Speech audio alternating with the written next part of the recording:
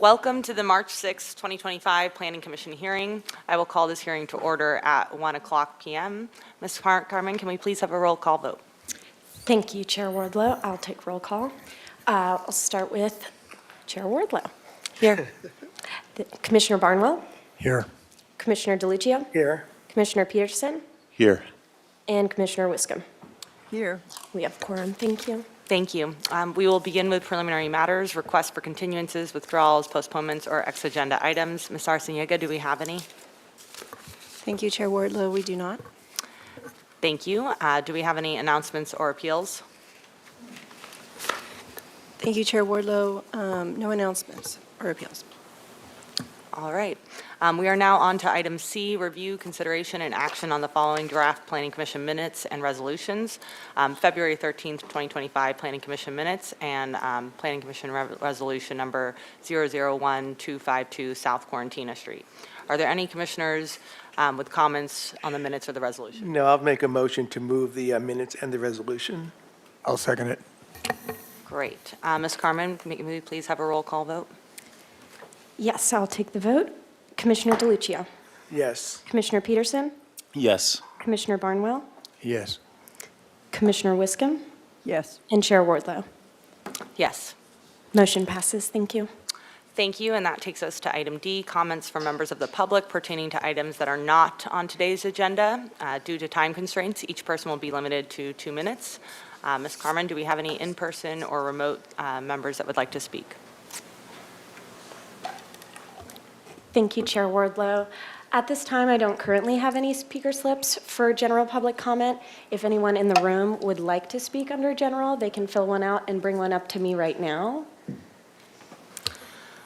Thank you. I don't see any. Oh, well, someone's making. For general, or do you want to do for the item? We'll wait. We will wait a second. Did you want to talk for general or under the item? Okay, then we're good. We do also have one attendant online. If they would like to speak, they can raise their hand now. Not seeing any raised hands. I will acknowledge that we received written correspondence from Ronald Arujo, and I will give it back to you. All right. Well, thank you. We will now close the general public comment for items not on today's agenda, and we will move to item 3, new item, a concept review of a housing project proposed for 518 to 524 North Milpas Street. We have Ms. Pilar Plummer with us today to give a staff presentation. Ms. Plummer, the floor is yours. Thank you. If we can switch to, thank you. All right, I'm Pilar Plummer, Associate Planner with the City of Santa Barbara Planning and Zoning Division, and I'll give the staff presentation for this project. So the project that's being presented today involves a voluntary lot merger of 518 and 524 North Milpas Street in order to create a 22,935 square foot lot. It involves demolition of all existing structures on site, except for the facade of this building, which I'll go into more detail. But this facade was found via a Phase 1 historic structures report to be of historic significance, so they're proposing to keep that. But they will be demolishing the car wash structure at 524 North Milpas Street, including all the parking areas on that site, as well as improvements to the building that happened after the original construction of this building was done in the 1920s. That includes an apartment building at the rear. And overall, the project is for a new 3-story, 23-unit residential apartment complex under the AUD program and state density bonus law. The unit mix for the project is 4 studio units, 2 one-bedroom units, 14 two-bedroom units, and 3 three-bed units, ranging in size from 487 square feet to 2,080 square feet, with an average unit size of 924 square feet. 2 of the units are going to be proposed for very low income and 2 for moderate. And just as a reminder, for the AUD program. This is intended to allow for smaller units within walking distance and biking distance to commercial services and allows for increased densities in certain zones of the city. So you'll see on the map, the gold color represents the medium-high density tier, and then red represents the high-density tier. The project area is located on Milpas, so in this portion of the city. And in December 2023, the AUD program was amended from a trial period with an expiration date into the city's permanent housing program. So the purpose of the hearing today is for Planning Commission to review a conceptual analysis of the AUD project. The purpose of the review is to provide comments to the applicant, staff, and the HLC on the overall design of the project, overall improvements, consistency with the general plan, and that will be conveyed to the Historic Landmarks Commission when a formal application is submitted. This is a general aerial view of the project site. So again, there's two parcels involved. This is 524, and this is 518. This is North Milpas along here. The project site is mid-block between East Coda Street and East Haley Street. And this is another view of the site. So again, 524 with the car wash. This is 518. This is the apartment building at the back. And then this is 907 East Haley, which is a parking lot. This is 909 East Haley, which is multi-unit residential. This is a church property here, commercial all along Milpas Street there. I think just staying on the slide for a minute, although it's not fully identified, and I'll cover it a little bit more later, but this particular site is sandwiched by commercial general zoning. So this is CG along here. 518 is also CG, and these parcels are also CG. But as you go towards the back and along here, it goes to R2 zoning. So here are some other views, which you'll remember from the site visit. This is that apartment building at the back of 518 that's proposed to be demolished. And this is towards the back of 524 North Milpas Street that has a retaining wall. These are the multi-unit residential that abuts the site as well. So as noted in the staff report, there was a historic structures report phase 1 that was prepared by Post Hazeltine Associates, and they concluded that a portion of the commercial building, which you can see here, and you'll see it on the elevations later, is eligible for designation as a structure of merit because it makes a significant contribution to the design integrity of the row of Spanish Colonial Revival commercial buildings between 502 and 518 State Street, or Milpas Street. So you can see this photo of the 500 block from 1926, and this is 518 North Milpas Street here. The project was reviewed by the Historic Landmarks Commission in December of 2024 as a one-time pre-application consultation.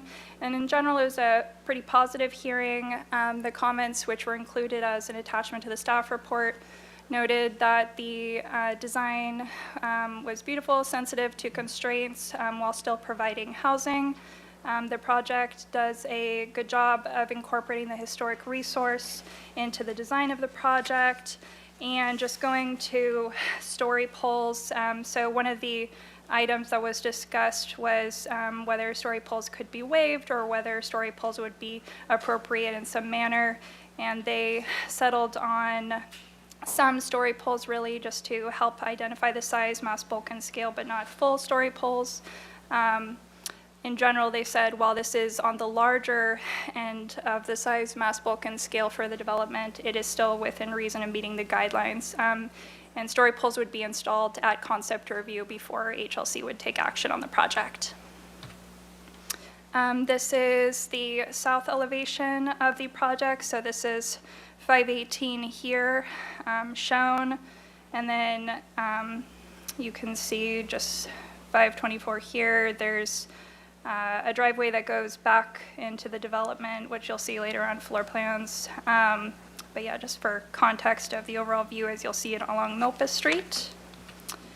And for context, these are the findings that the Historic Landmarks Commission would be making at the time of project design approval.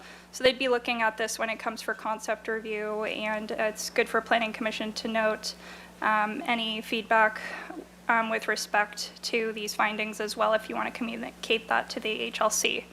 So this includes consistency with design guidelines, compatibility with the architectural character of the city, appropriate size, mass, bulk, and scale, sensitivity to landmarks and historic resources, public views of the oceans and mountains is responded to appropriately, and then use of open space and landscaping.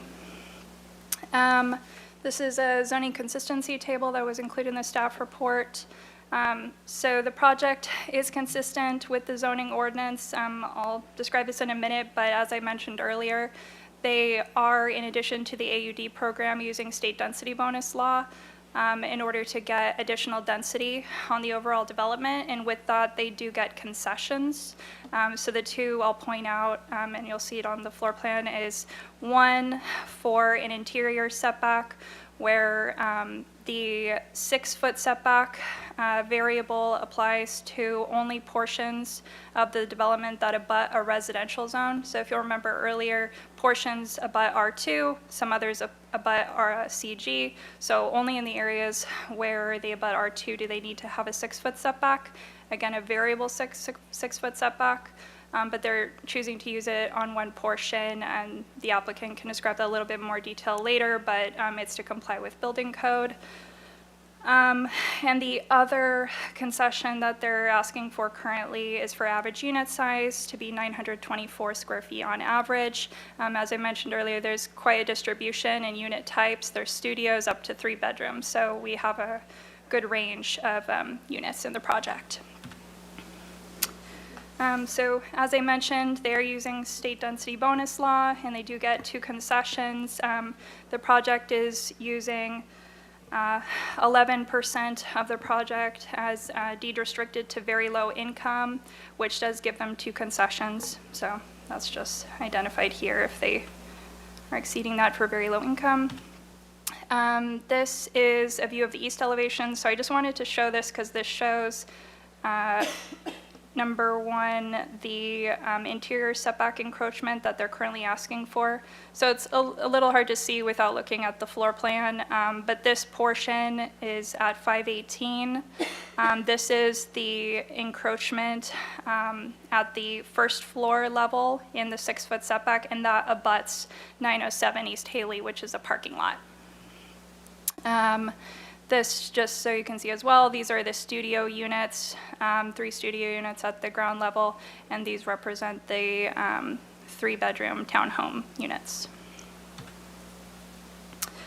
In terms of parking, actually, before I go into parking, you can kind of see that here. So this is, again, that 6-foot setback, and it's a little hard to tell, but there's a door here. So they're asking for a concession just to have the building go all the way along there. So the project in general under the AUD program would require 1 space for majority of the units, studios, 1 bed, 2 beds, or 2 spaces for the 3-bed units. But under state density bonus law, they do get relief down to 0.5 parking spaces per unit. So that is satisfied with the amount of parking that's being provided in the project.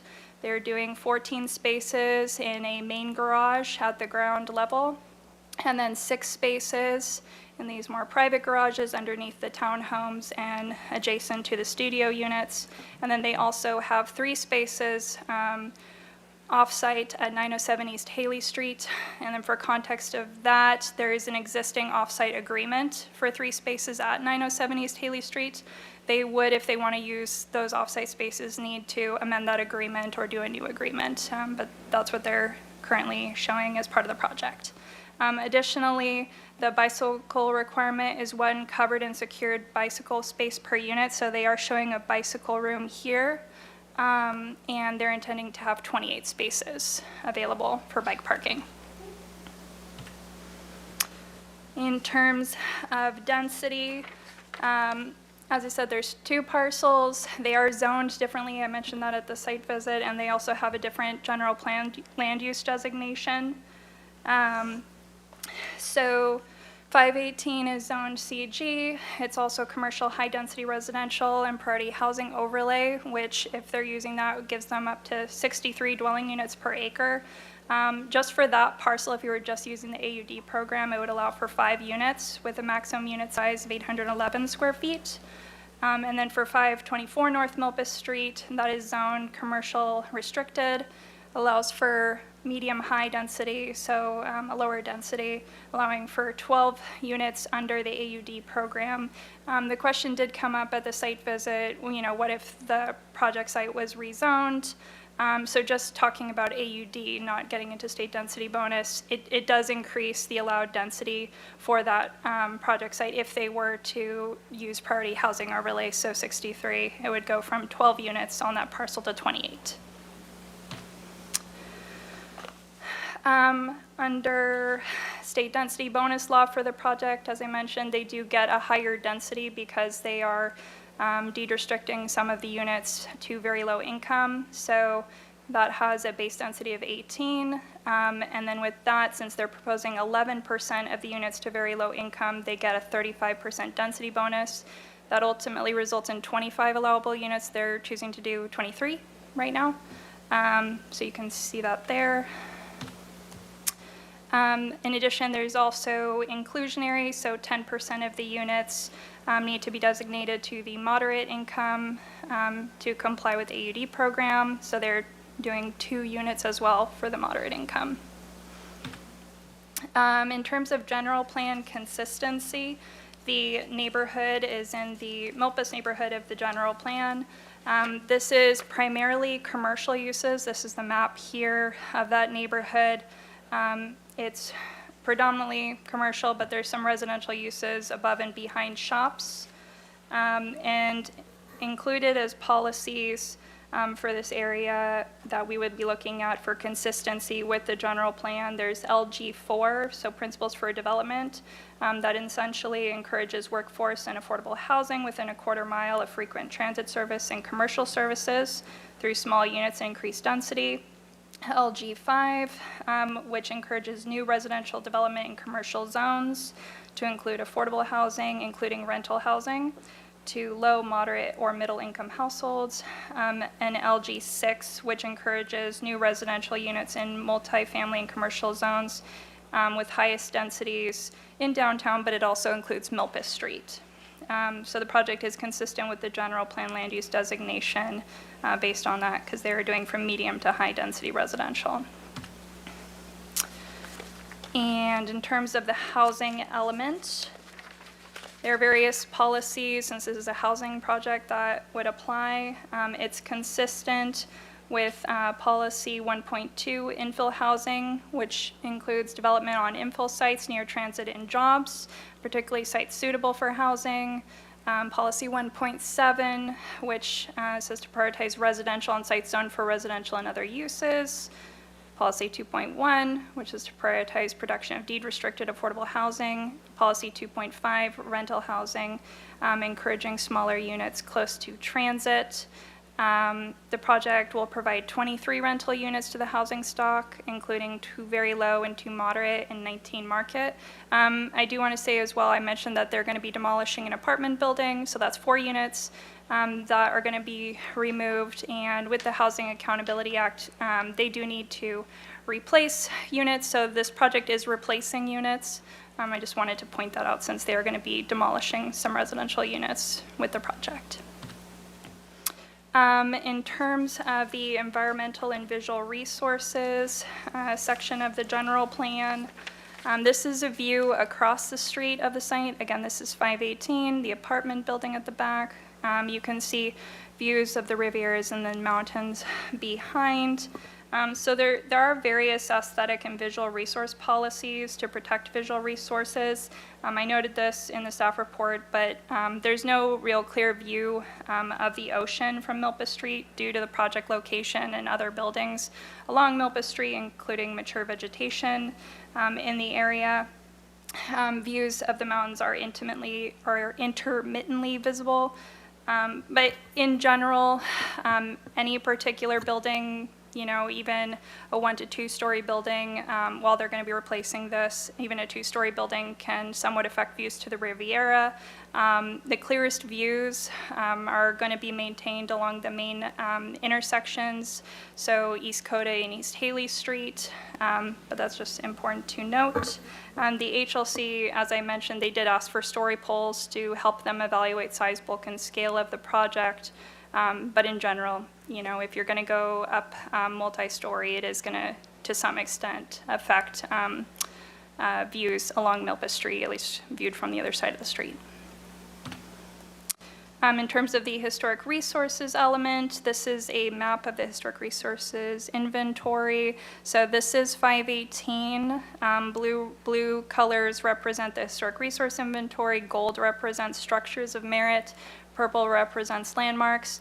So you can see there's a number of historic structures in the general area. These are those main block areas from 502 to 518 that represent the cohesive architectural Spanish colonial revival character along that portion of Milpa Street. So as I said, phase 1 was prepared for this project. It was accepted by the HLC on April 10th, 2024. And then subsequently, a phase 2 was prepared and accepted by the HLC in December. That evaluated the project and found that the overall development was consistent with the Secretary of Interior standards. So it's just important to note, but the HLC will continue to evaluate the project when it goes back for sensitivity to any historic resources in the area. In terms of the circulation element, there's a goal to have sustaining and increasing economic vitality and quality of life. The city should also have alternative forms of transportation and mobility. So the use of cars is not a necessity. So as I mentioned, we're between East Coda and Haley Street. There is proximity to sidewalk, bike, and transit facilities. As well, the project will provide 23 vehicle spaces as part of the project, 20 on-site, 3 off-site, and 28 bicycle parking spaces on-site. In terms of environmental review, that would be determined ultimately when they submit their formal application. Staff has asked for some additional studies, including an archaeological resources report and phase 1 environmental site assessment. And as I mentioned, HLC is the decider on the project when it goes for project design approval.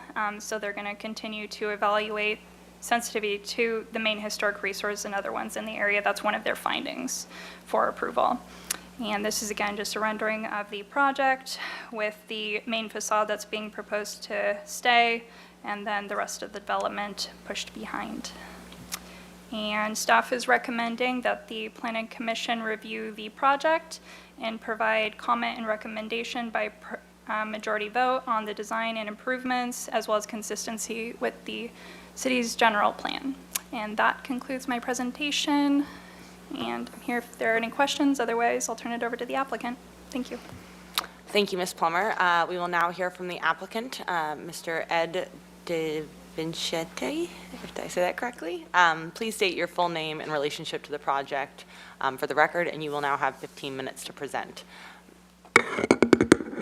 Ms. Carmen, will you please start the timer? Thank you, Chair. Ed De Vincente with DMHA Architecture.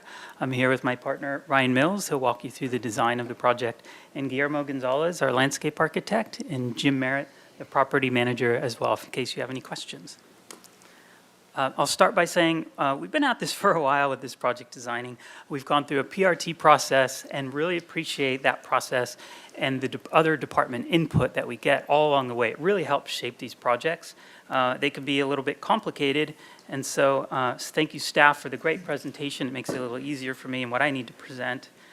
So along the ways, we really see this as a collaborative effort to bring these projects forward. And they're important. These housing projects, as you know, are very important to our community and the time we're in. So I'm going to go over a couple of the constraints which we talked about on the site walk, but I think it's just important for it goes to explain how we designed and what we designed and why the project you have today is here before you. So a couple of additional constraints that we talked about, the historic frontages there of the 518 structure. Of course, we've had to design around that. There's also a pedestrian master plan. It's pretty, the current parkway sidewalk does not meet the pedestrian master plan, so there will be approximately 4-foot dedication of the property to meet that requirement. It's another reason why the new building is proposed where it is. We have an existing electrical transformer on site, which we'd like to keep. These become costly to move around. Beyond that, the existing retaining walls are pretty level all the way around the site, except when you get to the northeast corner here. And as you saw on the site walk and some of the photos, there's some old canopy trees that are there and other vegetation. And our retaining wall, which is a couple feet in front of the property line, we're going to retain that to just help minimize, again, costs and any impacts to the neighbors on that side of the property. You're aware of the raised parking lot next to us. It's raised about 3 feet or so. This is an R2 lot, which adds that additional setback on this backside here. And also, as we talked about, the drainage of the parking lot goes through this back alley, which connects through our site. So it's an additional thing. In our formal application, our civil engineer has already looked at and designed to capture the drainage from the adjacent site. And that might impact the discussion on the modification request on the proposed exiting. Let's see if I've covered all my constraints here. Yes, for the most part. So let's look at the proposed. I'm going to back up to the color. They're a little easier to read. Here we go. Okay, so at the ground level, so now how do we deal with these constraints? As we mentioned, just orienting, retaining the existing historic facades, the pedestrian master plan application, and the AUD setback of our proposed building takes it about 10 feet off the property line from where the property line currently is. And then we have an important access point here for the fire trucks. So we spoke with fire early on, and because the site's a little deep and they want to be able to get hoses all the way around the backside of the townhome building, they need to be able to pull through the driveway under the building and to be able to stage in front of the townhome building if they choose to. Sometimes they don't need to go all the way onto the site, but that'll be their discretion. And so what it brings is basically the vehicles all the way to the back portion of the site, even for our private townhome garages as well. We've got numerous setbacks. We've got a solar access. We need to maintain some distance, but also for the fire truck on this side of the townhomes. Common area, which is an additional setback we need for solar as well, which you see in the elevations. And then on this side is really more for circulation and exiting for the studio apartments.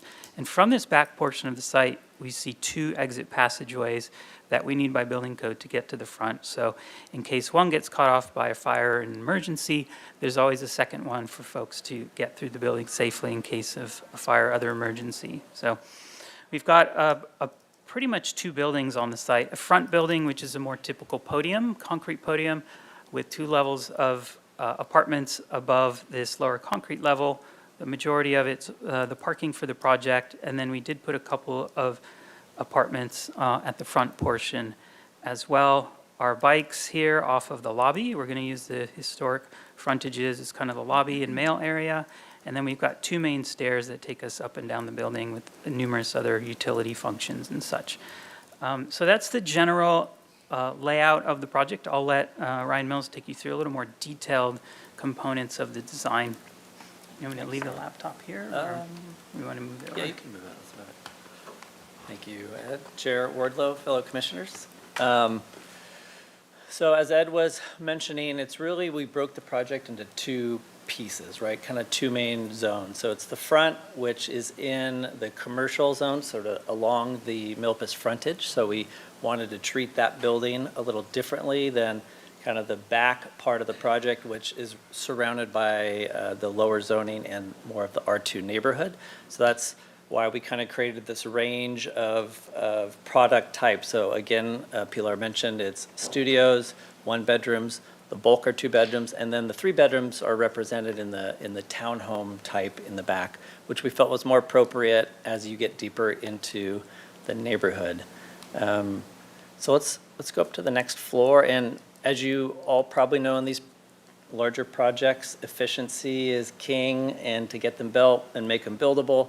So we largely stacked the next 2 floors, but so starting at the bottom, so addressing Milpas Street, so coming straight up, we have a couple apartments, those 2 bedrooms facing the Milpas frontage, which is south and southwest, and then a 1-bedroom on the right.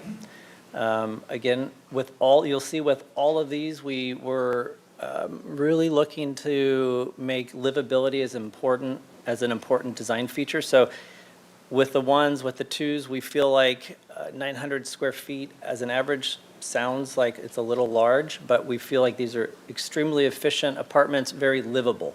So as you can see, just as a typical unit, there's 1 communal great room space, which is your kitchen, your dining, your living. And then we don't have any circulation, so we have 1 bathroom and 2 fairly minimal bedrooms. So we feel really good about how modest the size of those are and yet flexible. And then moving upward, you see in that green area on the podium level is another common open area, so kind of the central courtyard in the heart of the project, which the apartments sort of string around and kind of going clockwise. So unit on that west side is what Ed just mentioned, where that fire lane goes under those 2 here.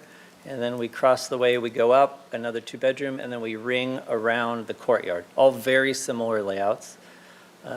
And we tried to fit in private patios that were usable spaces on nearly all of those, with exception that unit 13 on that kind of lower side over the driveway.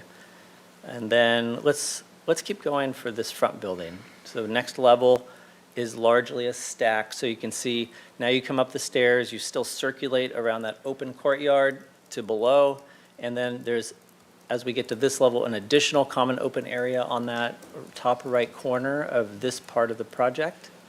And again, we'll see in elevations too, circulation, we kind of open up. The east-west corridor splits the building completely, so we're conscious of light and air kind of getting into that central area. And then let's go to the townhomes, or do we get all 3 levels? Yes.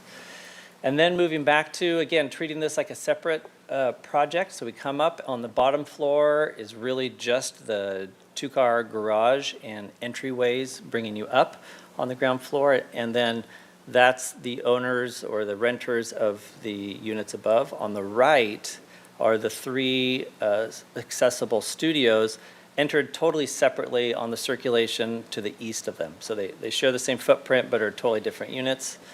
All have comfortable access to the common open area. And then as we move up for the townhomes, 2nd level, great room, a very comfortable great room space, and then you can continue, and a private open area. And then on the next level up are the bedrooms. So here, again, just efficiently we're stacking, so we have room to make a comfortable 3-bedroom unit.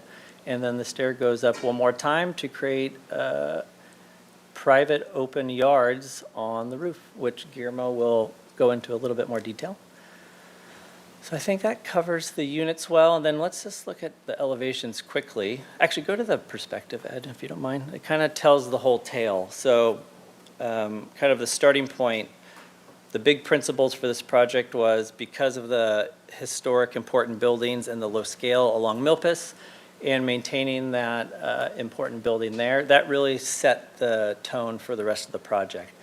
So, and the scale is actually quite small. So what we decided to do is overall break the building into 2 virtual buildings, essentially, right? So left and right. So kind of behind the historic building, we kept all the scale smaller and architectural detailing more consistent with the historic building. And then adjacent it, the 3-story simpler building, still very Spanish colonial, but we wanted to express it in a slightly different way. So it's kind of smaller pieces to the fabric of the street. And then the entry gate to the project isn't needed, but we thought it was a really nice way to step the architecture back down along the street and continue that one-story rhythm for the rest of the block. And it was just sort of a nice entry moment for the project, too. Quick on the elevation, so there's the frontage, which we mostly talked about, and here you appreciate everything that's more clear or bright is what's addressing Milpas, and then on that top left corner, you noticed the second and third floors is, I think it's about 80 feet beyond. So again, from the street, if you're staring at this obliquely, you don't really get to see that, but that's beyond. And let's see, the back of the property, so this middle section is really the side of the last townhome.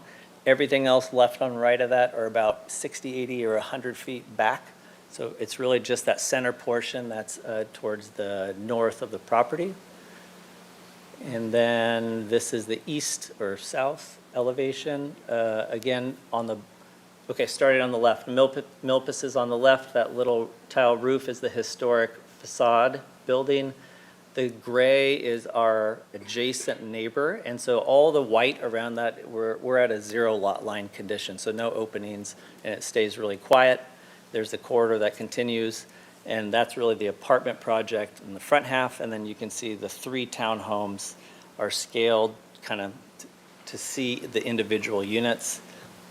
And then this is a great elevation. I think that describes the kind of the whole project scale well. So Milpas on the right, you can see, so we stepped back the 10 feet, Ed mentioned, and then we really broke down the bulk of the project, the front one, into 3 distinct smaller scale buildings as well.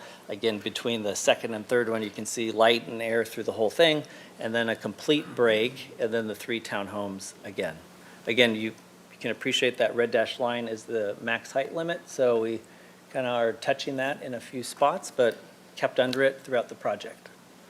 I think anything else to cover on that? No. Guillermo? Guillermo, that's good.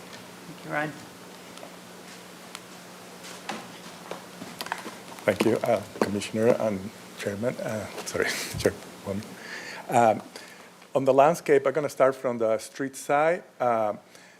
We're adding a new tree as part of the Milpas streetscape improvements. As you can see there, number 16. There is no tree right there because the entry to the car wash doesn't allow for that, so that'll be an addition. As we go in, we have the front patios of the 2 units, and they be screened with a low hedge and a low plaster wall. And then we would be adding landscape at the entry to the parking garage and adding some vertical elements to complement that elevation. As we go through the driveway to the back area where the townhouses are, we have a courtyard with stone pavers and over permeable base, and we got hedges screening the existing wall. We walk through that door into what we call the backyard, which is a simple area with gravel paving and some vertical elements to complement the elevations, but we're also adding a water feature to create some white noise in the back. We envision that space to be more of a passive space. As we go around to the left, then we go through a gate, and then we go through the studios. We separate the studios with, again, small hedges and providing some entry patios for them. As we go through that, all the paving will be brick paving to kind of complement the Spanish colonial style. And we can go to the second story. The podium have a nice courtyard that is open to the sky. We're taking advantage to that by adding some vertical small palm trees to create a sense of a space there, and adding a special paving to define that central courtyard surrounded by more of the same brick paving that kind of identifies circulation throughout the site. We're adding a wall fountain and a raised planter with some seating elements to create an inviting space. As we go up to the 3rd floor, which is that open patio, that is, so we are in this patio, it's more of a space that they could have they could reserve for small events.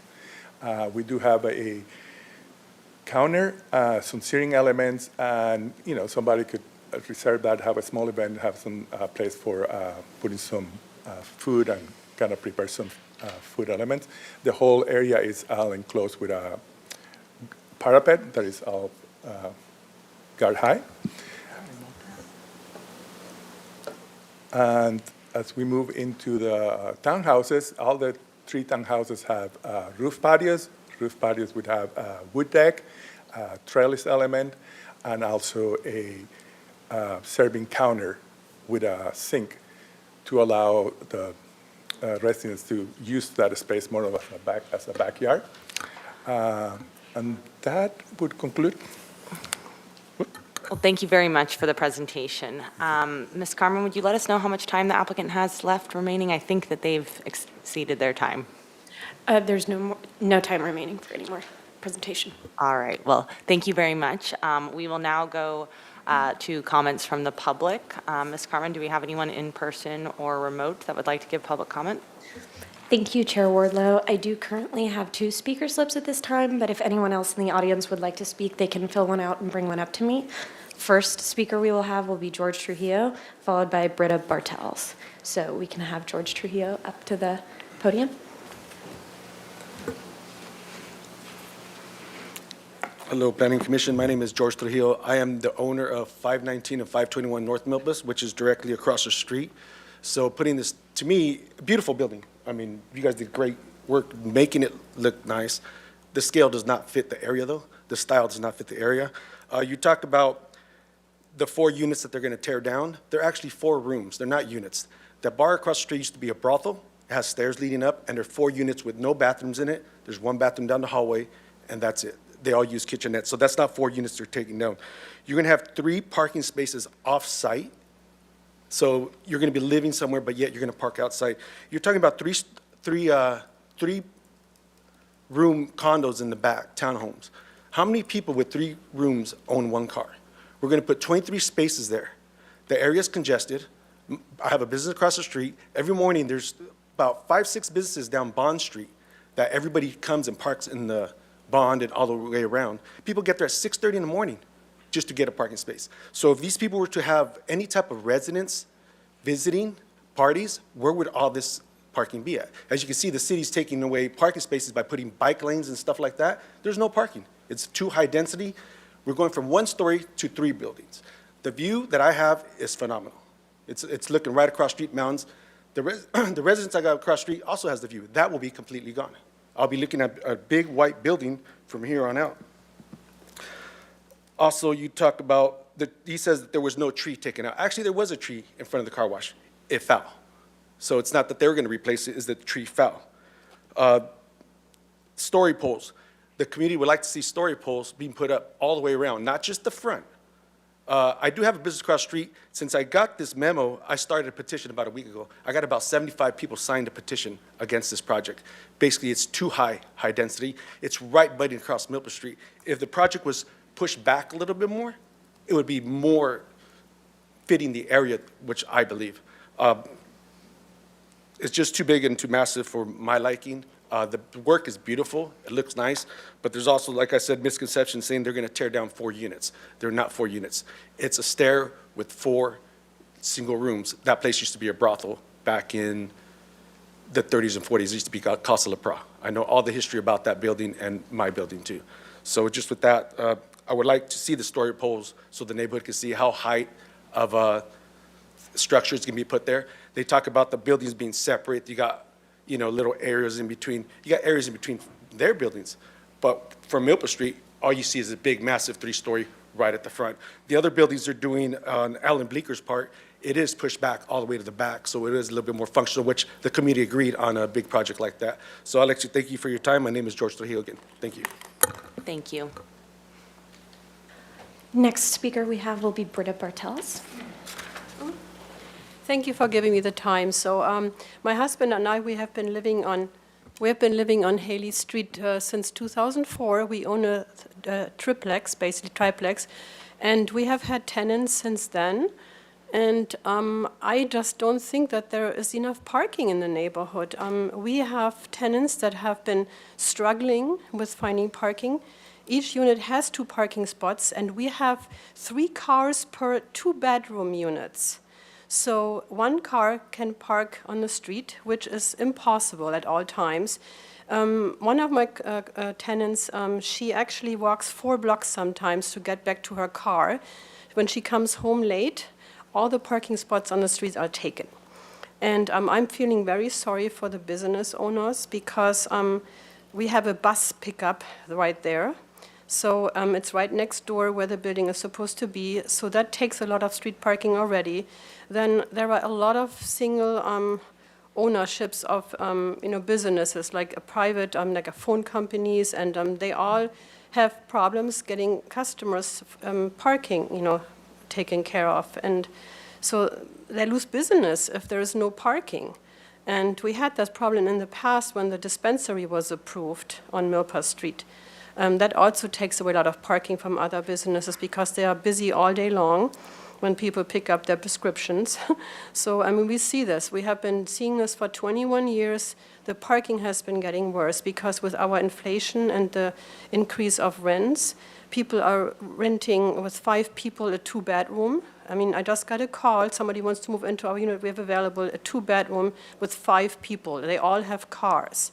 So 5 car owners are coming to a place where there is only 2 parking spots, and then the other people are still struggling with parking. And I just feel like it's not, it looks like a very pretty. I think this could be a house that should be in Montecito or in San Roque or Hope Ranch, but I don't think this fits into the neighborhood. It's just like a palace of affordable housing. If I would be a low-income person, I don't need all this shikimiki with the design and plans and whatnot. I'm probably struggling making ends meet. And I feel sorry for the people that live in a single shoebox building. And now they are seeing people getting support from the government renting these units. They're probably like $4,000 rent at least a unit, I can imagine, just to cover up the expenses of the building. and I just don't feel like it's fitting into the neighborhood. I know the neighborhood, I know every corner of it, and parking is absolute struggling. We tell even tenants that apply, don't move in if you have more than 1 car. And thank you so much for your time. Thank you. I do not currently have any other speaker slips, but we do have one attendant online. That would be Steve Johnson. You will have 3 minutes. I'm going to allow you to talk, and then I will start the timer.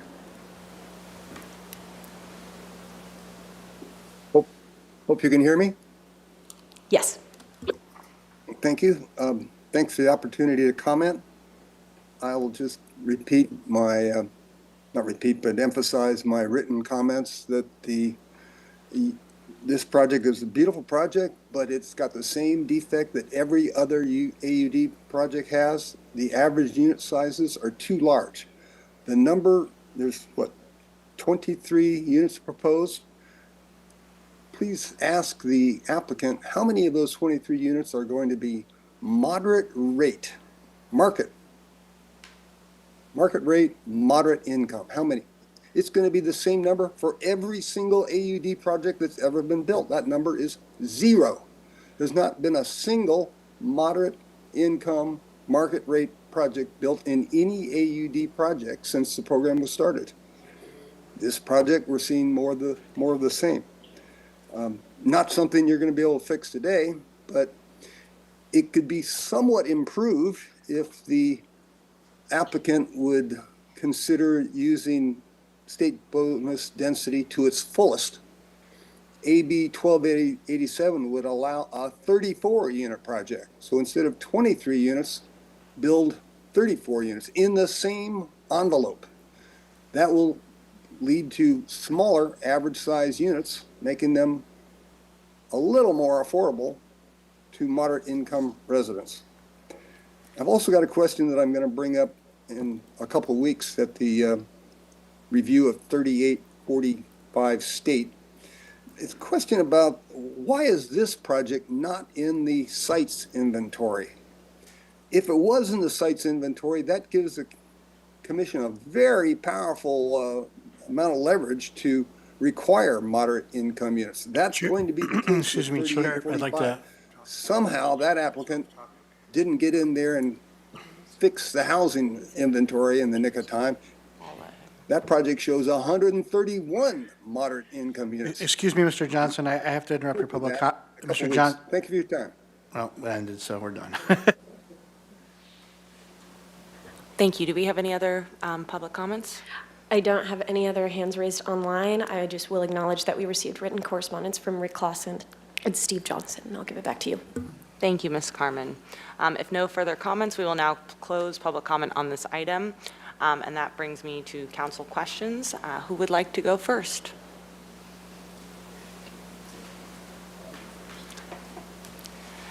Commissioner Wiscombe.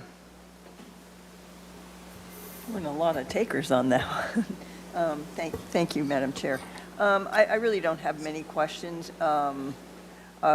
I guess for the applicant, are you willing to put up more story poles than just the ones that HLC requested for the residents to view? Is that something that you would consider? I know HLC just, I think, wanted the corners and they wanted the ones along Milpas, yeah. Yeah, And I know they're expensive. Chair Wiscombe and Chair Wardlow, Commissioner Wiscombe. Story poles are a challenge, in particular when you have, when you're trying to keep the car wash functioning as well is a big part of it. And this is a part of the discussion.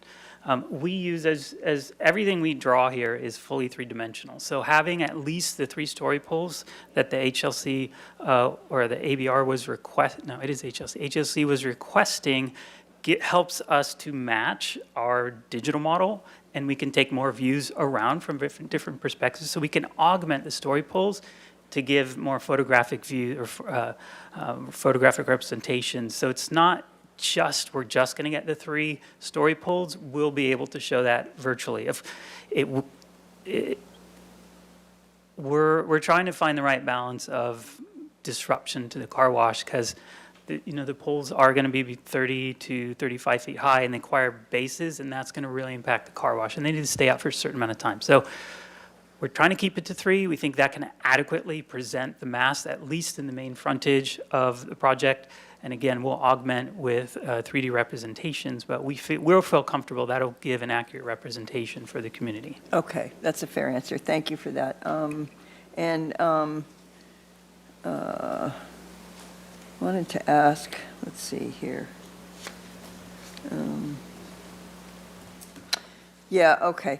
And I'm kind of skipping around here, but, we have general plan policies that really try to prioritize as legally as they possibly can, prioritize renting to locals.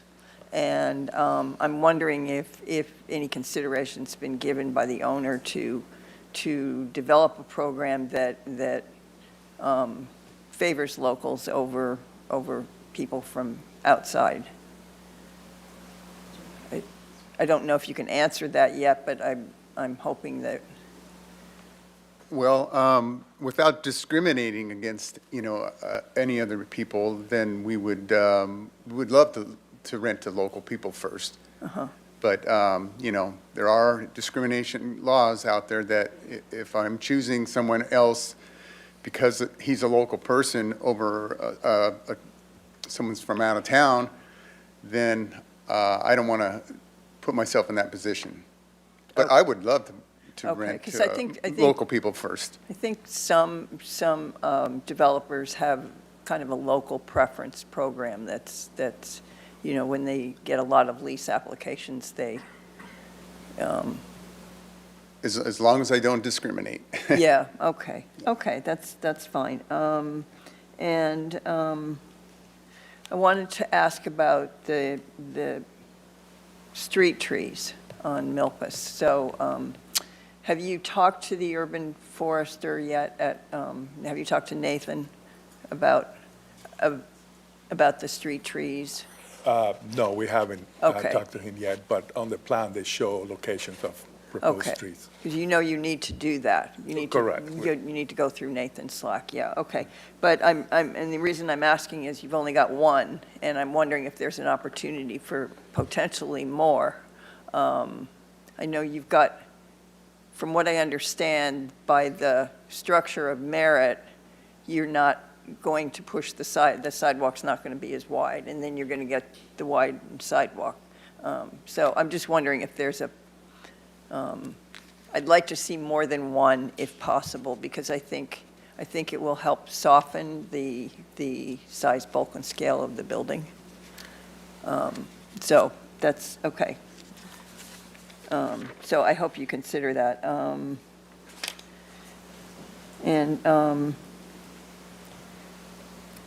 I think that's it. I'll comment on parking later. I think Commissioner Peterson's going to ask a couple questions about some things that I would ask too, so, thank you.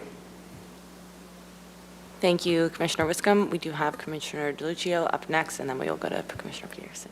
Thank you. Just want to clarify with the applicant, besides, I know you were directed by HLC to put up 3-story poles. Did you want to come up here, please? Is that okay? You're also going to do a video, you said? No, photographic simulations. So we have, all of our designs are 3D models, and we can match them with the photos of the story poles, so we can show other viewpoints that although the story poles at the back of the building aren't there, we can show the public and the discretionary bodies how the project would look from different Is that a vantage video, points. though? Or it's just, Not typically. no? Are you going to, would you be bringing that back to HLC? Correct. Because they didn't direct you to do that, though, right? It was part of the discussion. They've seen a lot of our projects, and they're Oh, okay, comfortable 'cause I with the didn't type hear- of I work we watched do. the HLC, I didn't hear that part of it, but I think I would encourage that. I mean, that's something we could actually, when we deliberate, we can mention again. Couple of questions. Due to the landscaping, I guess, the backyard, which is nice having the backyard, how many, that's considered a common open area, so Correct. what's the dimension of that approximately? Like square footage or just, Well, it's about 16 feet or more wide and the entire length of the lot, so do you? Okay. I, so it more than achieves the, I guess you need one that's 20 by 20, an open area that's 20 by 20, so, and then you also have 2 other open areas, common areas, one on, is it on the second floor and on the 3rd floor? correct. Okay. And the townhouses have patios on the roof. Now, the townhomes, are those going to be condos or rentals? Have that been decided yet? The I'm whole hearing- project is rental. Yeah, the AUD program is very specific. They all must be rental units. Okay. And then how many parking spaces are required for this project? Maybe staff Ms. Plummer can tell us that. Because it says there's going to be 23 spaces, but I'm not sure if you would need that yeah. many. But I would encourage you to do that. Yeah, Commissioner, through the chair, Commissioner. So as I said, the project does receive some reduction with state density bonus law to 0.5 parking spaces for the development. So that's 11.5 spaces. They're doing 23 as part of the development, yeah. I mean, that's important to call out, too. And also, and thank you for doing the analysis that I asked for on the, if we were rezoning and having the car wash lot to be the high density as well, how many more units you would get. I'll comment on that later. Traffic analysis, I know we have somebody from traffic here.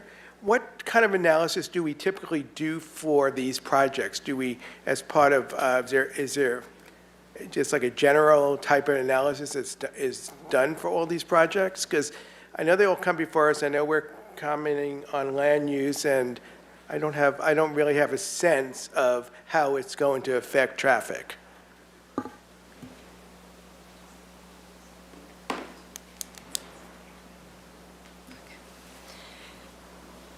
Good afternoon, Commissioners. My name is Teresa. It's my first time at Planning Commission speaking, so wasn't expecting to speak.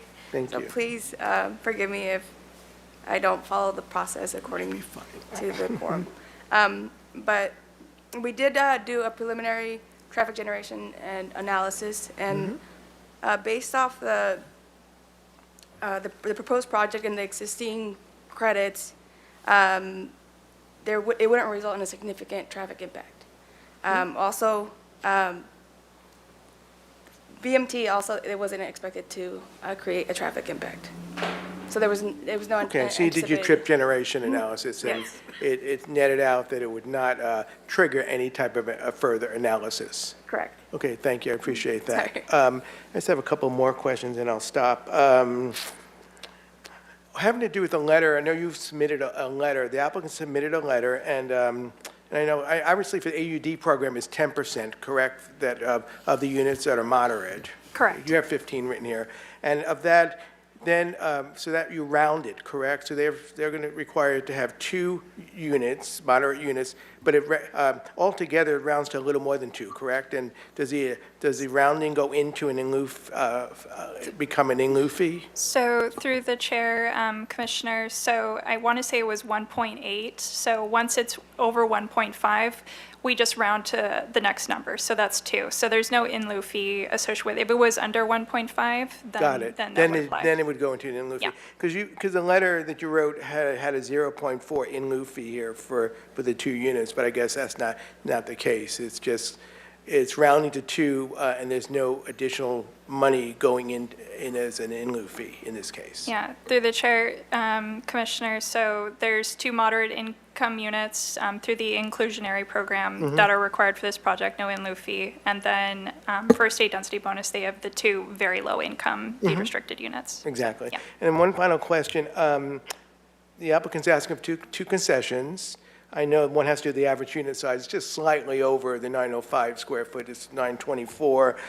And also for the, is the second concession for the setback in the back in order to have the building go without having any rear setback in a small portion that abuts the residential parking lot, correct? That is correct, and that's something we looked at, can we design out of, and we may want to for access and drainage there. So it'd be good to get the commission's thoughts on building up to, you saw the parking area on site. It was really helpful to have you there to kind of explain these odd corners and things.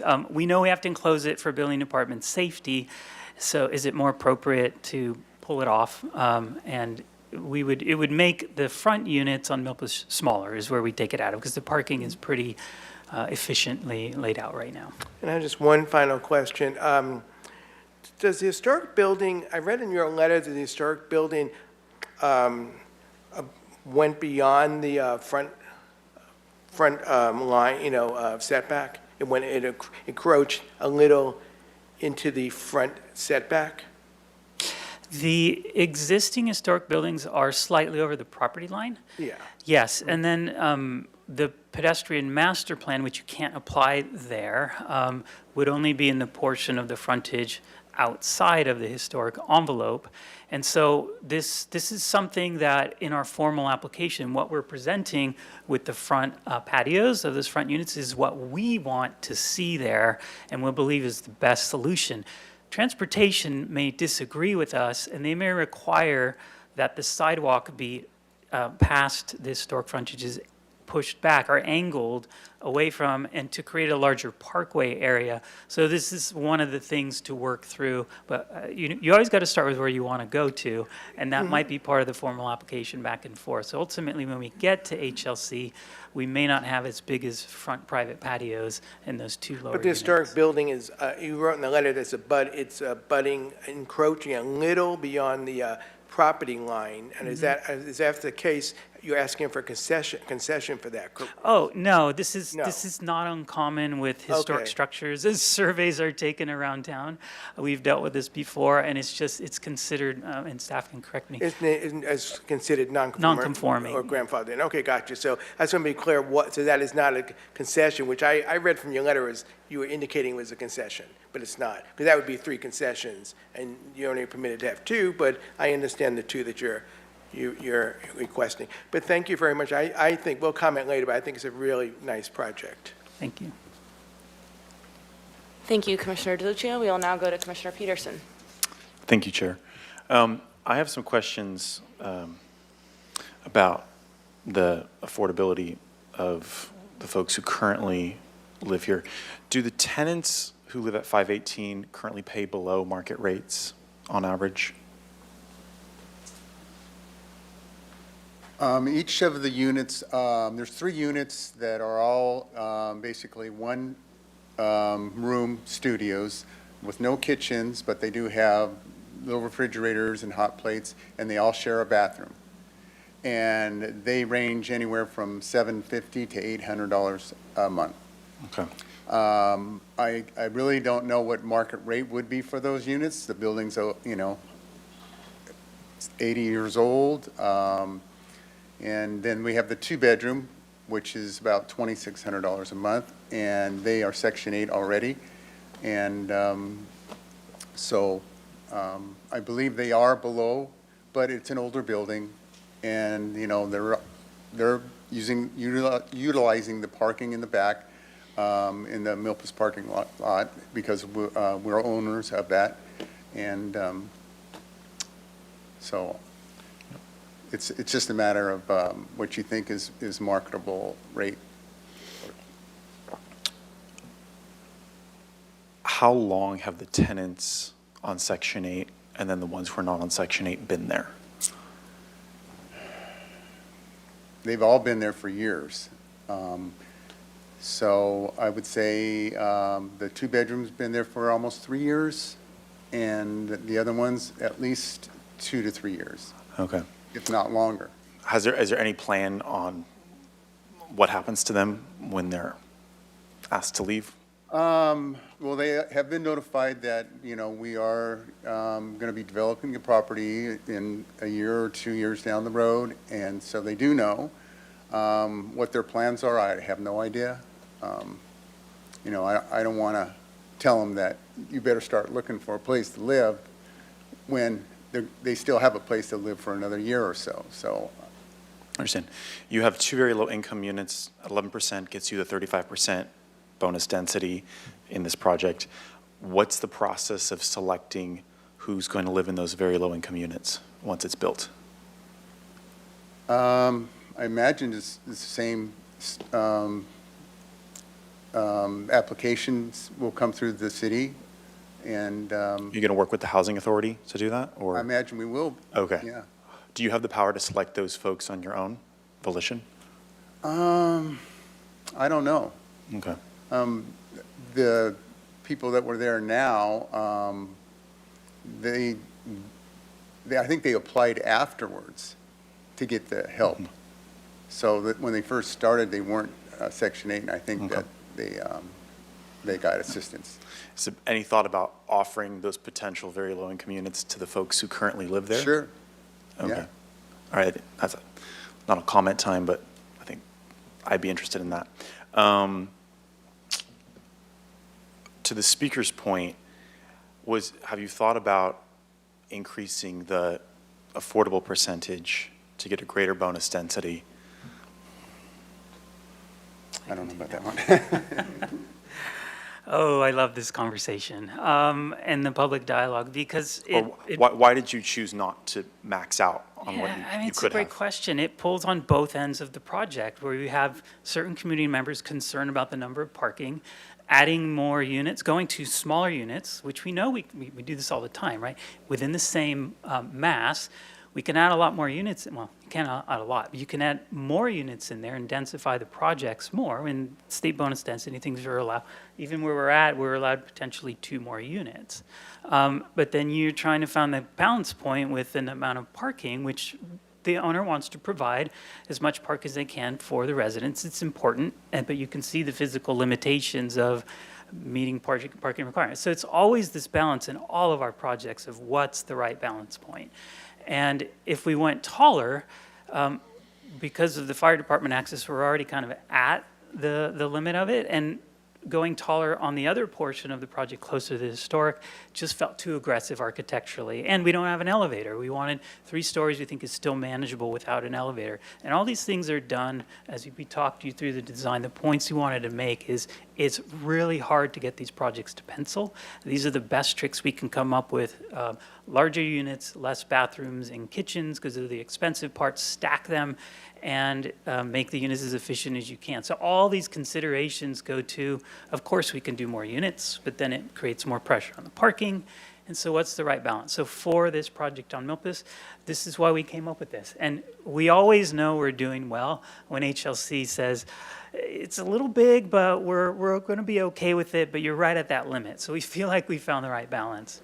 And so it's, and also the unit mix. If we were downtown, having smaller units, more workforce, could be more beneficial. We wanted this a little more flexible for either families or couples or roommates, and having more 2 bedrooms rather than 1 bedroom studios in some of our projects felt like the right mix for this neighborhood.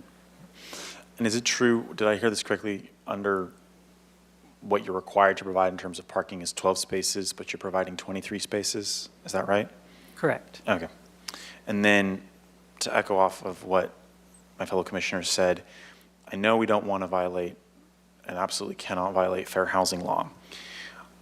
But is there any thought process on how we can provide a local preference? I mean, I know our housing authority does that with affordable units. Have you proactively thought about that, not just we're okay with it, but? It's probably more of a question for Jim, but if you'll allow me, I would say there's other developers in town, and it's a common conversation. This isn't something that we do. It's not our expertise. It's not something that they don't build apartments all over the country, right? This is a property that's been in the family for many years, and it's ripe for redevelopment, and this is what this family's decided to do. So we would recommend for them to reach out to other developers that do this more and see if there's a possibility for that, and we will educate ourselves along the way to see how feasible that is. Because I think there is, we all care about, we build these, and we really want it to benefit the local community from it first. So we'll try to find the right balance point. You hear that from me a lot, balance point. But we'll certainly explore it. Thank you. Those are my questions. Thank you, Commissioner Peterson. Now, Commissioner Barnwell. Thank you, Chair Wardlow. Could you put up the first floor drawing? Please, thank you.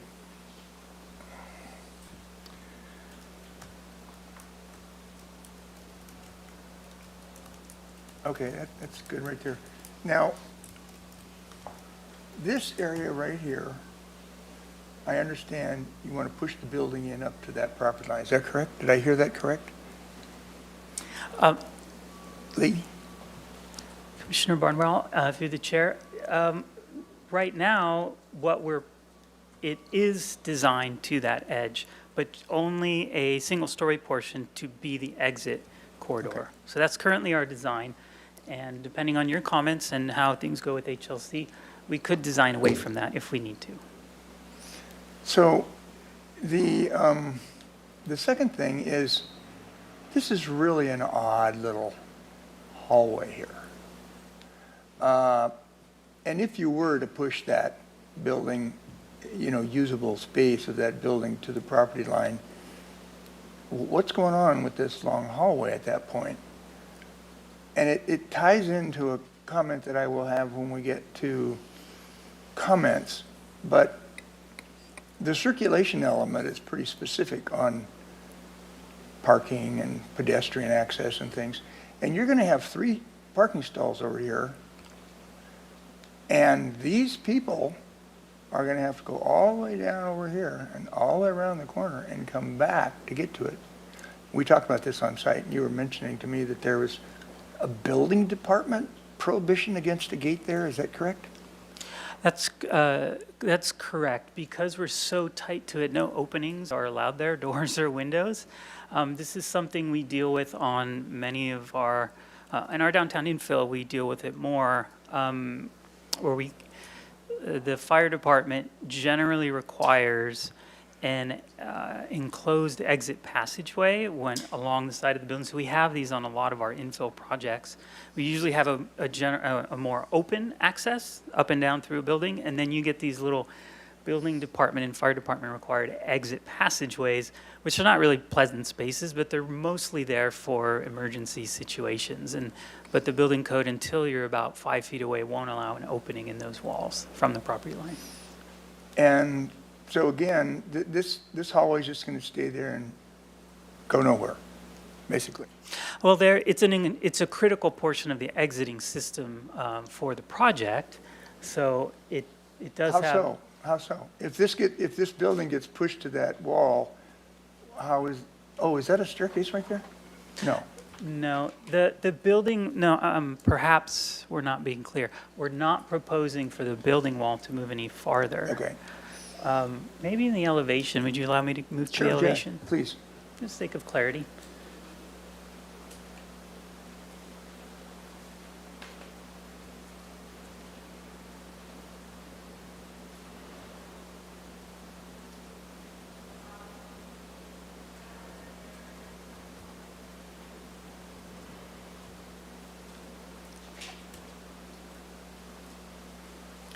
Here we go. So the alleyway that we saw is really in this area. And it's flat through there, as you saw, and where the drainage flows from the parking through here. So the building is pulled back to here, and as well as the parking. And then we just have this little enclosed area to provide that egress and pick it up from the backside of where the property line corner is. What we potentially could do is just take this portion and suck it in underneath and move the whole parking a little bit further away. So this does have more like a garden path through to the parking. That is something I would love to hear the commission comment on. We didn't talk too much about it at HLC, but I'm sure we will when we go back to them. Is that helpful? Well, thank you. I think the rest of my observations will come in the comment section. Thank you very much. Okay, thank you. Thank you, Commissioner Barnwell. And now Commissioner DeLuccio wanted to ask. I'm sorry, I have some more questions. Two questions, and then would like to look at a slide here, that we go back to the slide. As far as I know that on the ground floor, you're recommending 2 of your units, 1 for low and 1 for mod, correct, of the building? Of the 4, 2 mod and 2 low, 1 low and 1 mod would be on the first floor, correct? Correct. Okay, so is that just a placeholder? Let me ask staff, would that need to be worked out with staff? Because I think it has to be, they would need to be dispersed through the building, correct? Through the chair, Commissioner, yes. So, I mean, at this stage, they're showing one of their very low-income units, one moderate at the ground floor, and then similarly at the second floor. So yes, we would be looking at that when they submit their formal application. They do need to be, yes, dispersed throughout the overall development. So we'd be looking at that with housing staff just to confirm that it's sufficient. And it's not just the location, it's the unit type as well. Yeah. So whether it's studios or 2 bedrooms, yeah. So can you find the slide that talks about the state dense bonus? There was a nice slide in there, and it had like percentages in it.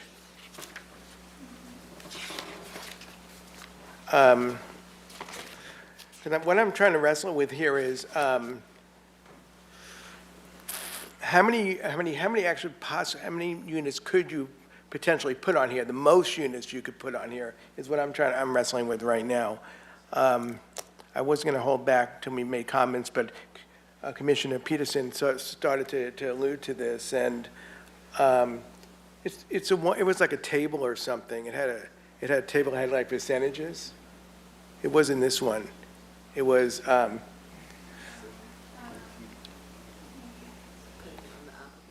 here it is, this one. Just to get the concessions, it would be how many. So the applicant maybe can help me here. You alluded to you could put more units on here. With what formula would you use to put more units on here? Or are you maxed out now with the 35%? Commissioner, through the chair, right now we are allowed, with our 2 current concessions and the 2 very low at 11%, we can go up to 25 units. Right. But we have 23 proposed. Okay, that's the max right now. You could go even with the state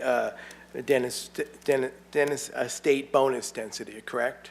Well, you can, as per the table, we can certainly go up to, I believe it's the 15%, and get some additional units. Okay. But again, it's just balancing. How many would you get? Not that many, right? How many? 50% more? I mean, how many, I'm trying to get the number, what that would be. Maybe Yeah. for the whole project. Do we get to 50% from 35 to 50%? I think that's the difference. Looking at staff, she's probably doing math over He's there doing the for math, us. of course. Because you already did the math as far as the 33, right? Yeah, so through we the chair, rezone. just to, I can do the math if they wanted to do 15%. They're electing right now to do 11%, very low. They could do 15%. I mean, some projects do 100% Yeah, affordable. That which- gives them a lot more units.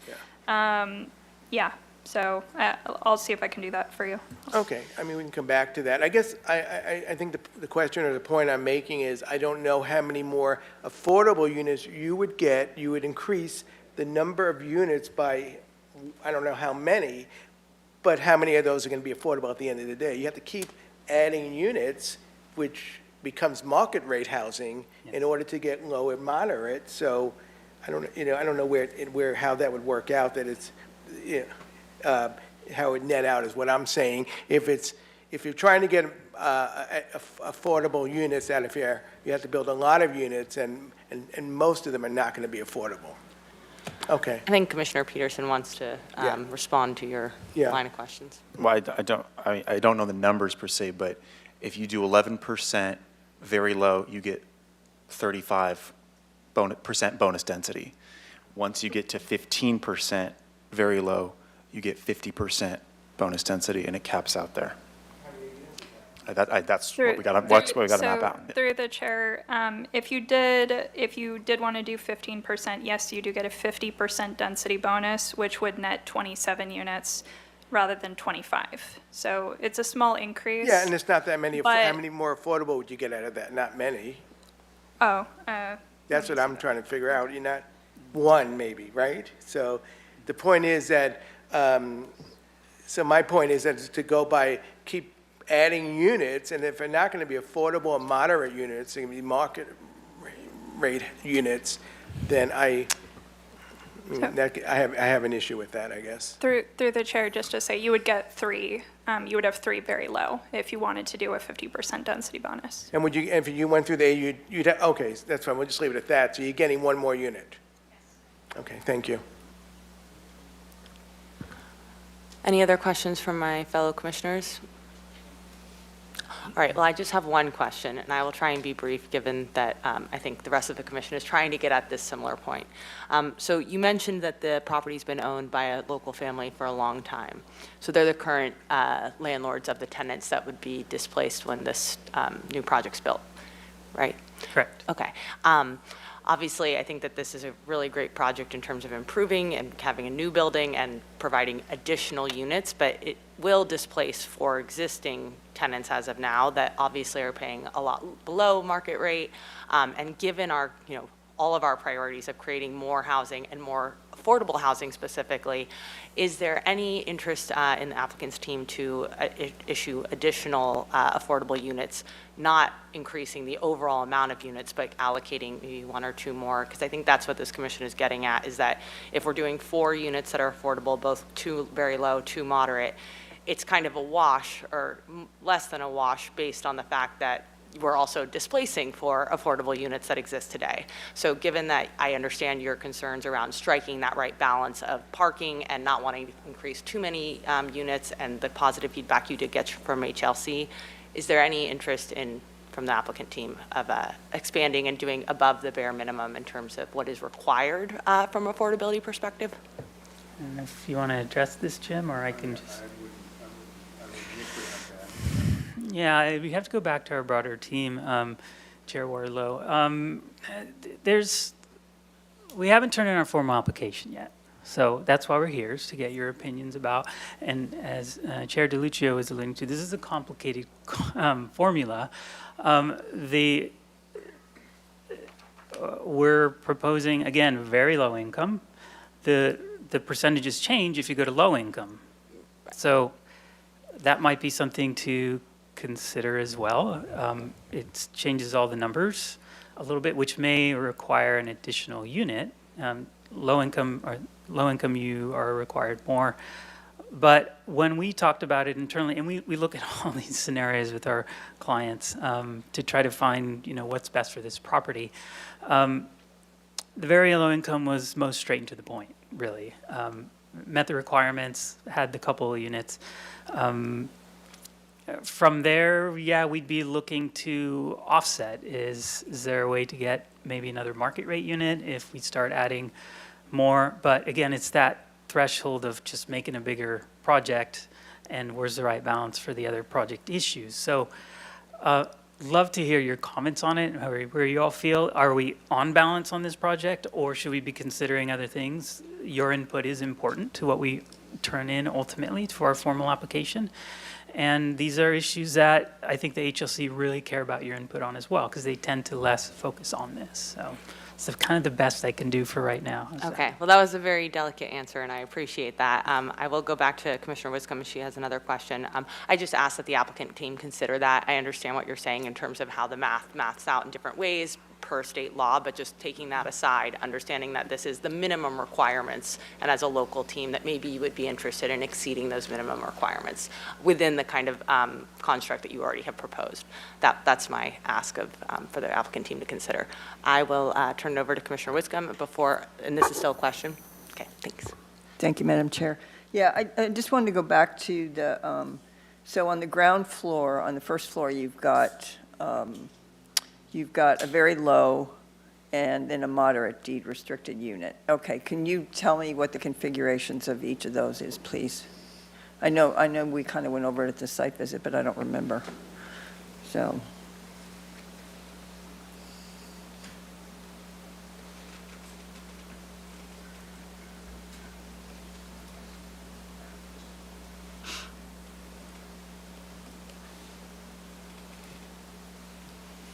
Very good. Here we are. Commissioner Wiscombe through the chair. As you can see on the left-hand side, the very low income is the one bedroom with one bath. And the inclusionary is two bedroom with two bath. Inclusionaries have a little more bathroom requirement. I think it's 1.5 minimum. And again, this isn't our formal application. We picked where we thought the best location was for these throughout the project, and certainly we'll need the input of the housing team as well to really find where we're at. But we did not choose studios for the very low income. We have either 1 or 2 bedrooms for both types of Okay. moderate and low. And these are both accessible units? Correct. Okay, so now could you go to where the other next ones are, the other two? The other very low and the other moderate. Thank you. Okay. So very low is a 2-bedroom, and moderate is also a 2-bedroom. Okay. Okay, great.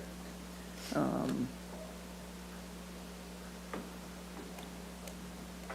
is there any reason why you picked them to be right next to each other? I'm just curious.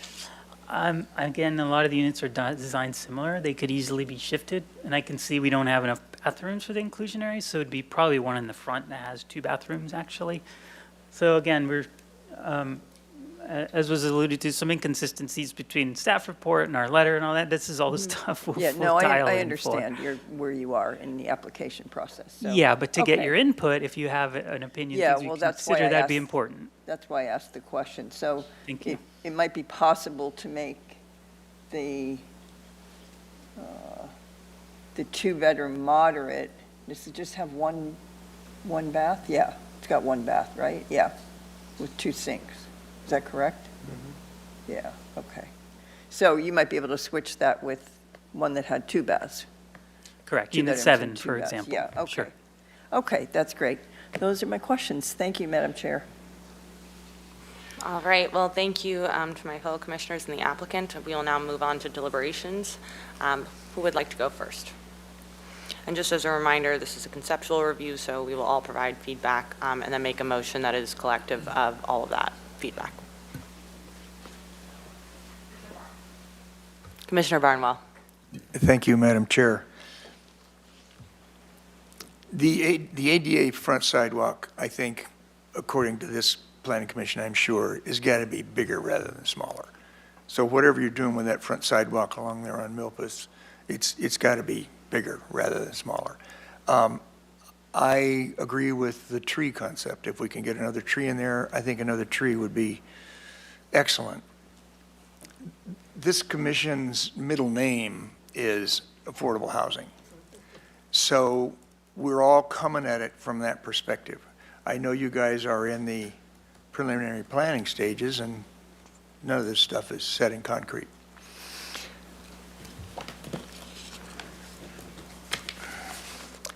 The story poles, I know they're expensive and I know they're a pain to put up, and I'm glad you're going to put 3, but on some of the drawings, it looks like that back building could use one also, because it's taller than the front building, and it'll be the one that blocks the view. So I would suggest if you could think about 2-story poles back there. I don't think that would get in the way of running the business.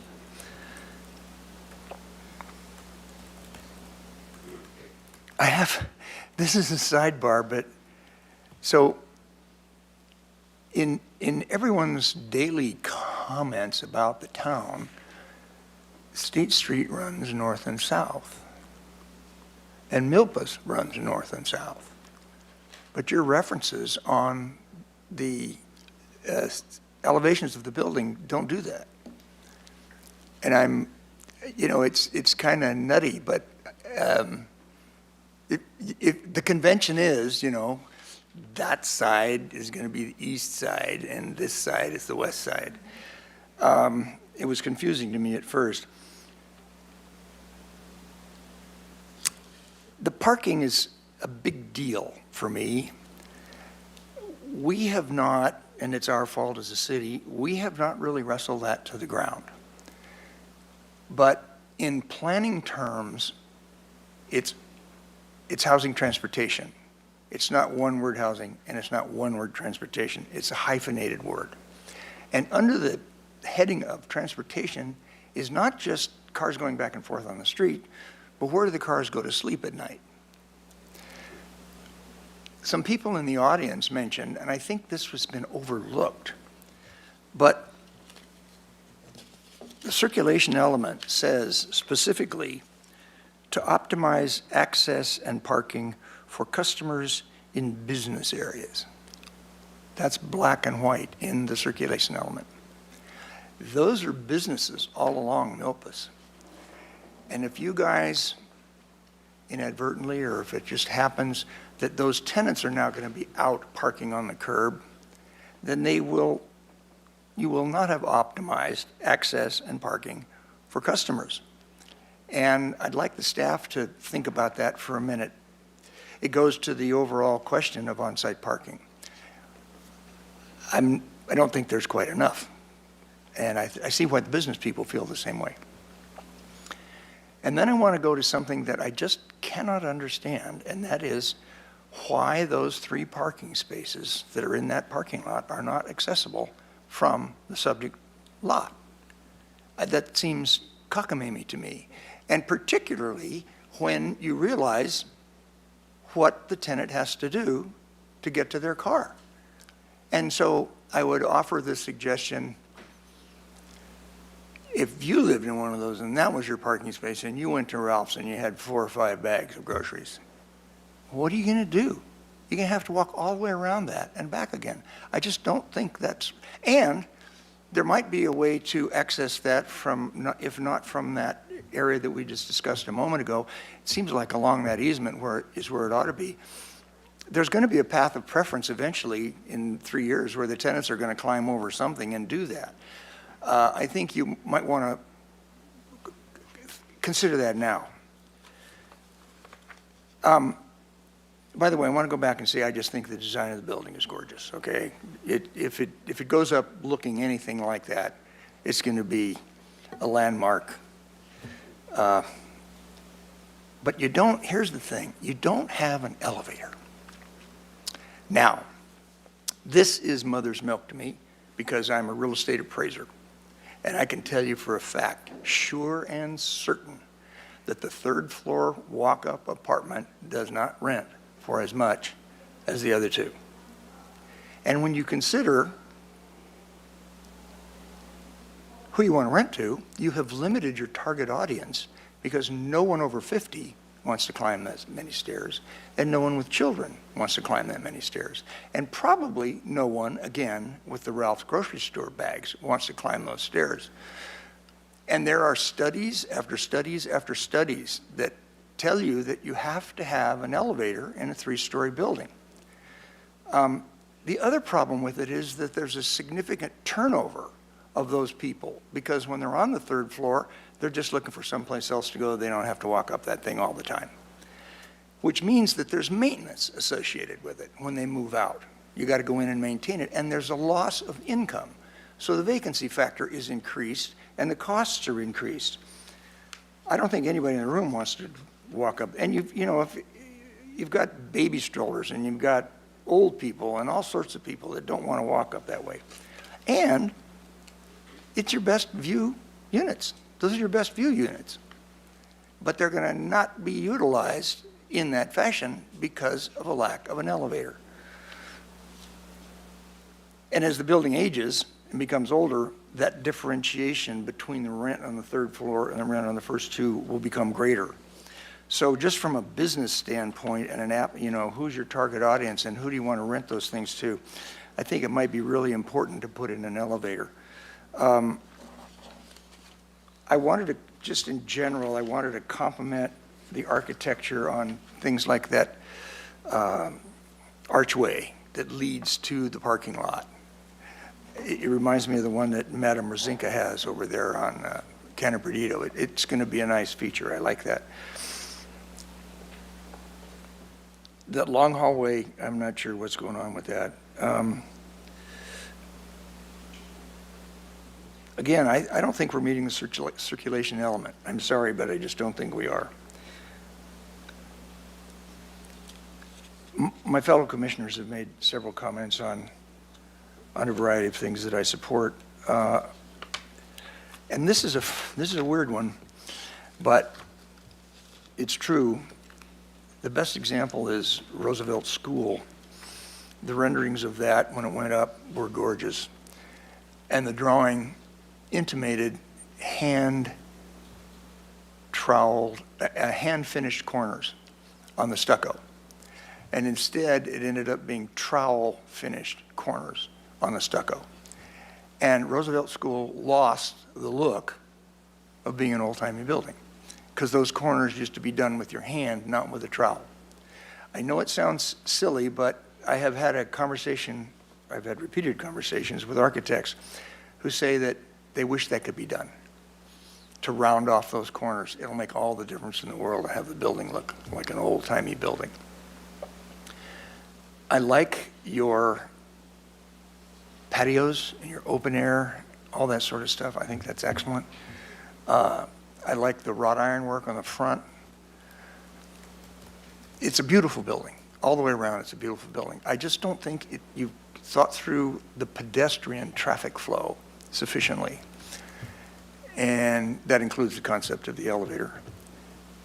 That's all my comments. Thank you, Madam Chair.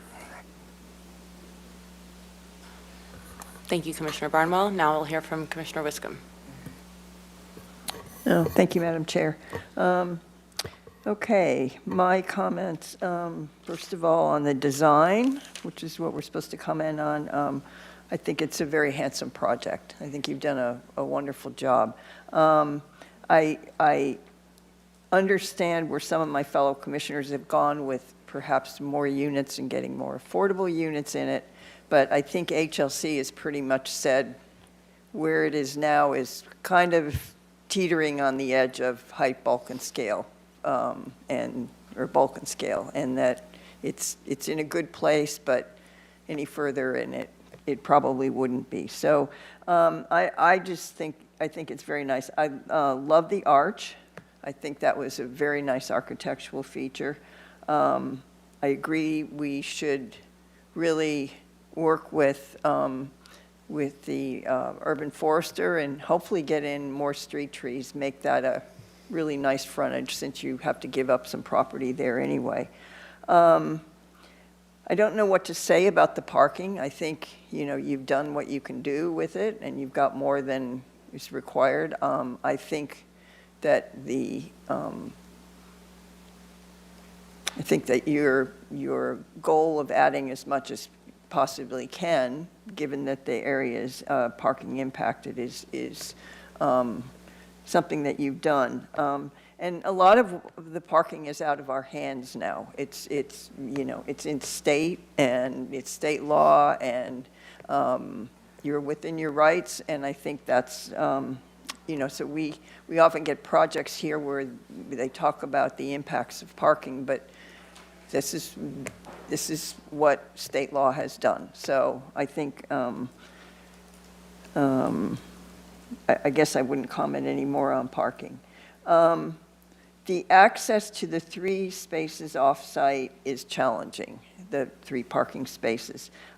You talked about a garden path. I didn't quite understand that, but would that be opening up that corridor instead of, and having it just be an open area? I think that might be a good thing to do. So I think push for having a look at that. Commissioner Barnwell's comment, I never would have thought about rounding off the corners of the building. I think, why not throw that at HLC and take it for a spin, see what happens. I wanted to say something about the elevator, because I think when I agree that there's going to be some groups of people that will not want to use the elevator, and you're not going to, will not want to use the stairs, and you're not going to get, but I also favor keeping the costs of the building down, and therefore maybe the rent's lower. And this is, I think, by not having an elevator, I think you may have achieved that here of having rents that aren't as high as, for instance, at Solterra, which, was now been bought, but when that first came in. So I think that I'm okay with the stairwell. I think that's fine. And you've done a good job of putting the accessible units on the ground floor. So that's good. I'm trying to think if I have anything else.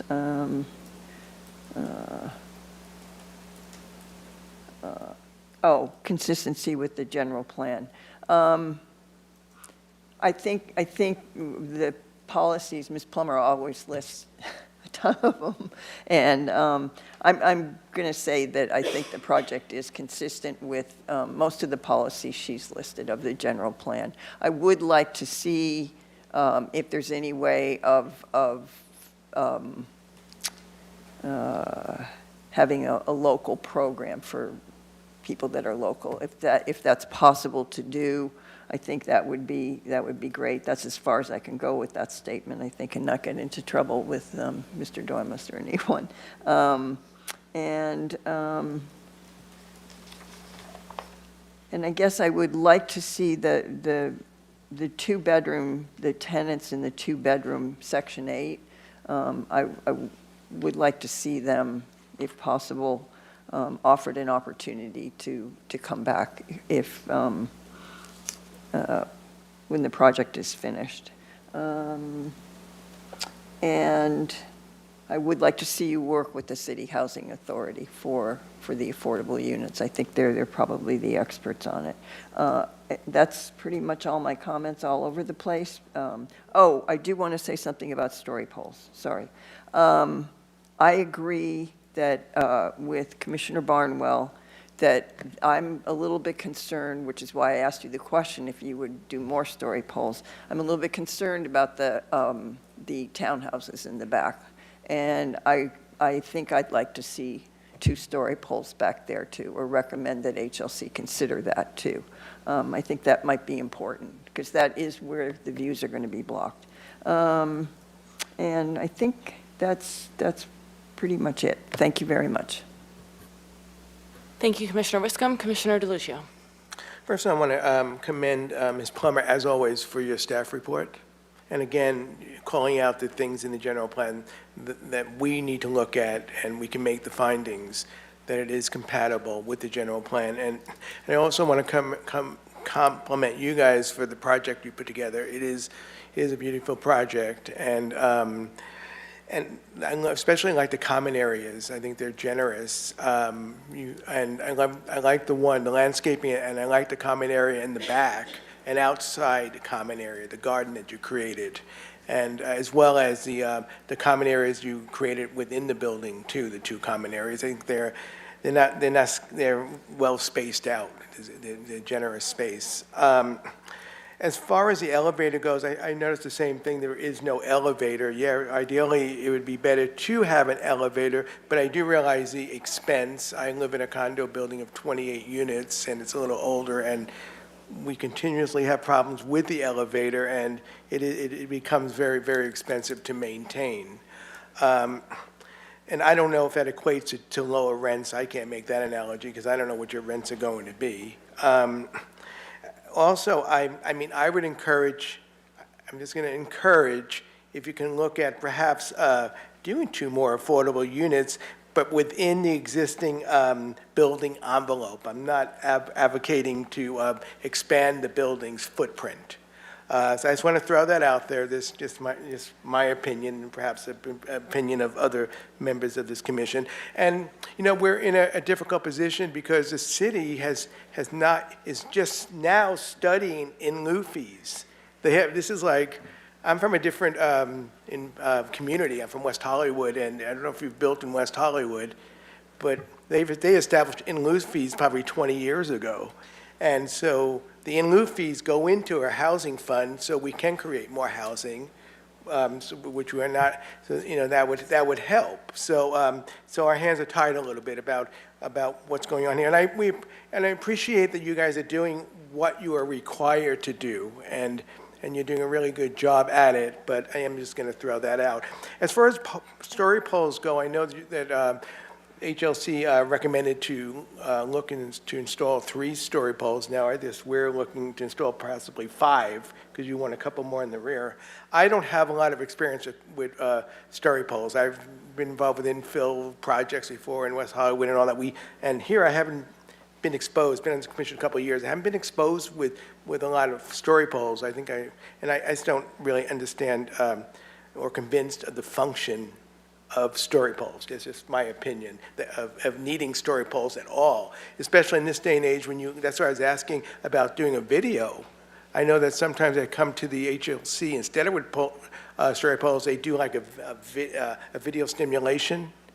So, and I know that you're going to do you're volunteering to do something besides story poles. I don't know I'm not sure what you said that was again. Is it pictures or something? Maybe, can I ask him to come up and maybe mention again what you're recommending besides the story poles? That's fine. Thank you, Chair and Commissioner DeLucio. Photo simulations. So, Yeah. we would work with staff, pick strategic locations, probably up and down Milpas Street or wherever the views everyone thinks is most valuable, and then have our photo simulations. And we did that recently at a project at 501 Garden with ABR, and they really appreciated it. Okay, thank you. Because I would recommend, I don't know if you guys want to use additional story poles, I'm amenable to that, but I also would, as direction, we're supposed to come up with comments and give direction. My direction would be to do the photo simulations besides the 3 story poles. And again, the second tree, thank you, Commissioner Wiscombe, for that. I think, yes, the second tree would be welcome in the front of the building. And that's pretty much my comments, so thank you. Thank you, Commissioner DeLucio. We'll go to Commissioner Peterson. Thank you. I've agreed a lot with what everybody else has said on the commission. I think it's a beautiful building. The design looks very beautiful.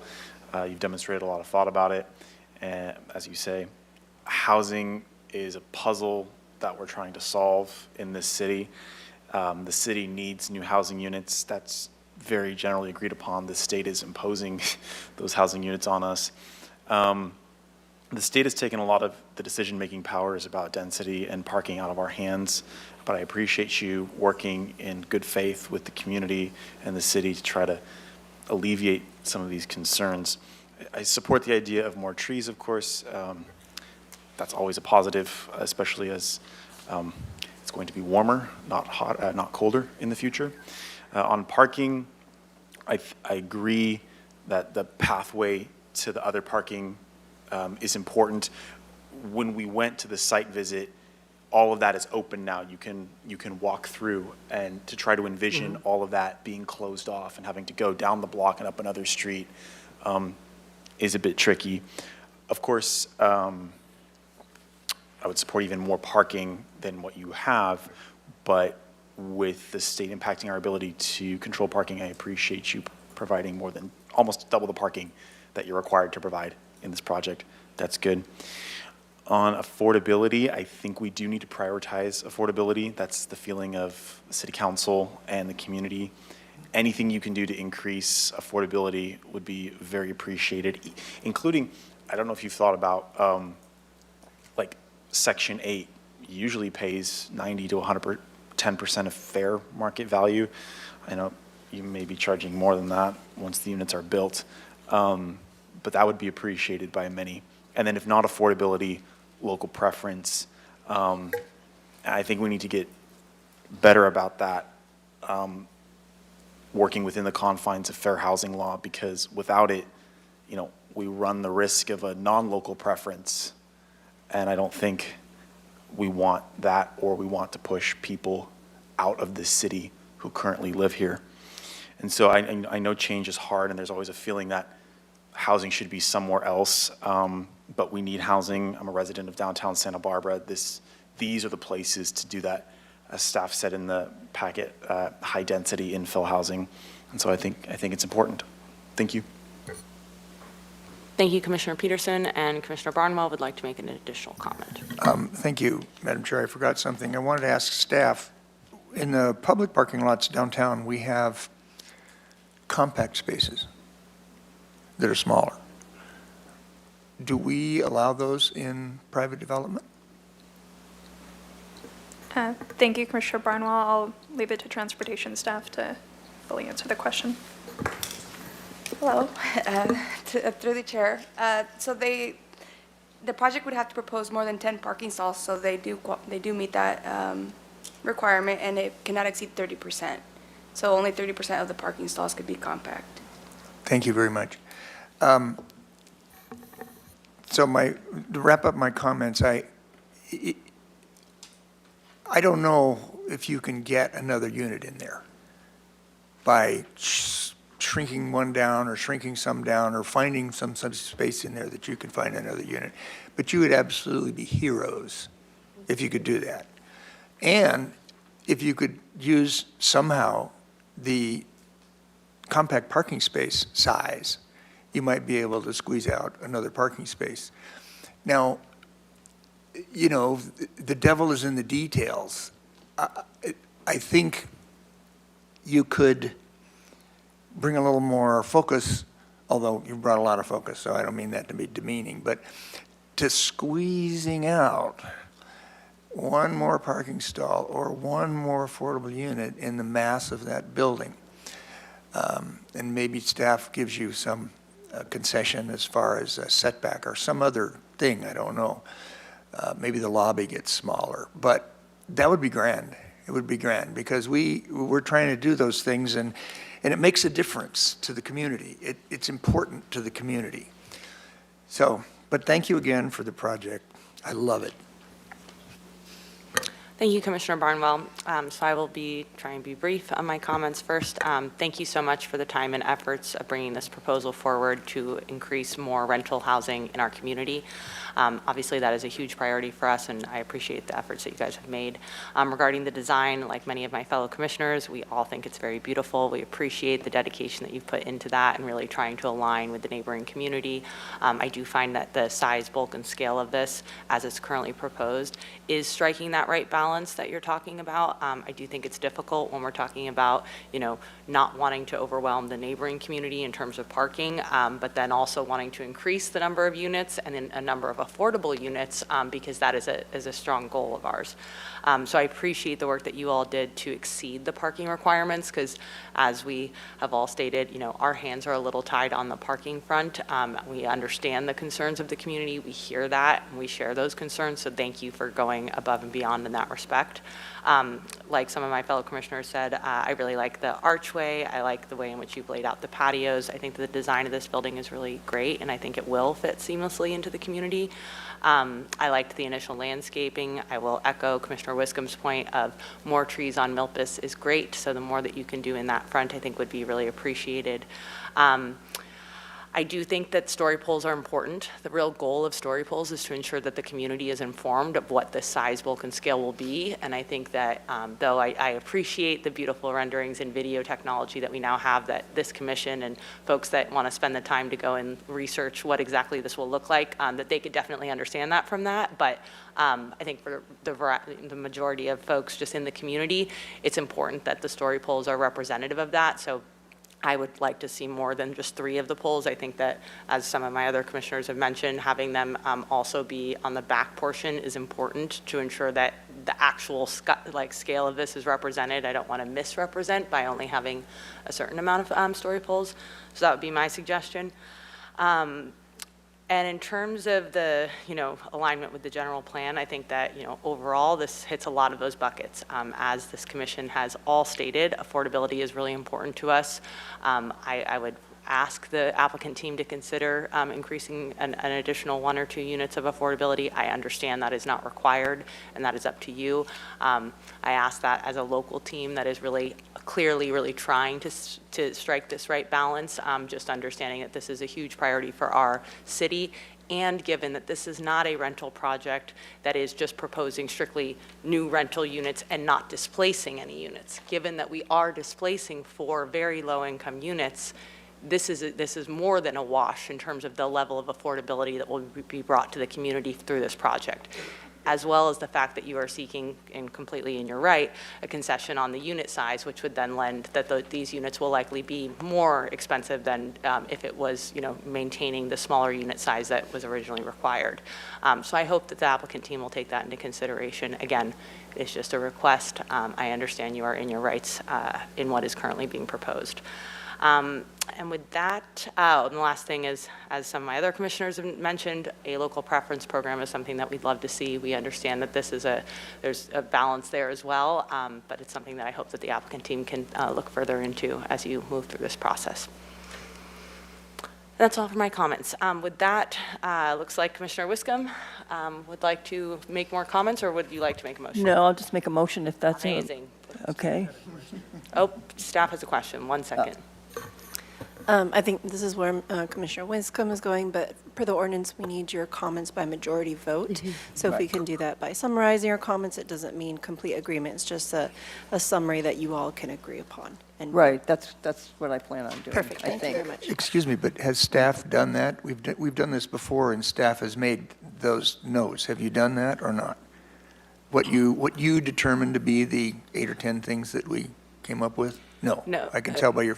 Commissioner Wiscombe has been Okay. taking notes, and then we'll summarize. I think it sounds like the majority of us are in agreement on all components of this, except for the story polls with Commissioner DeLucio. Well, No, and I think- would go along with that, too. Yeah, Okay. okay. I'm okay with that. I don't think that's a deal breaker for Commissioner DeLucio. I'm not to speak for him, but so, okay. So these comments are going to Historic Landmarks Commission.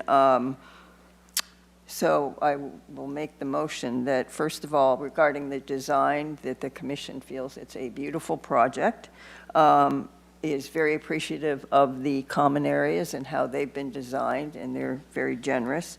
That with respect to the design, we'd like HLC to consider the access to the 3 spaces that are off-site, and whether that's that garden path or looking at what is now enclosed, maybe opening that up, or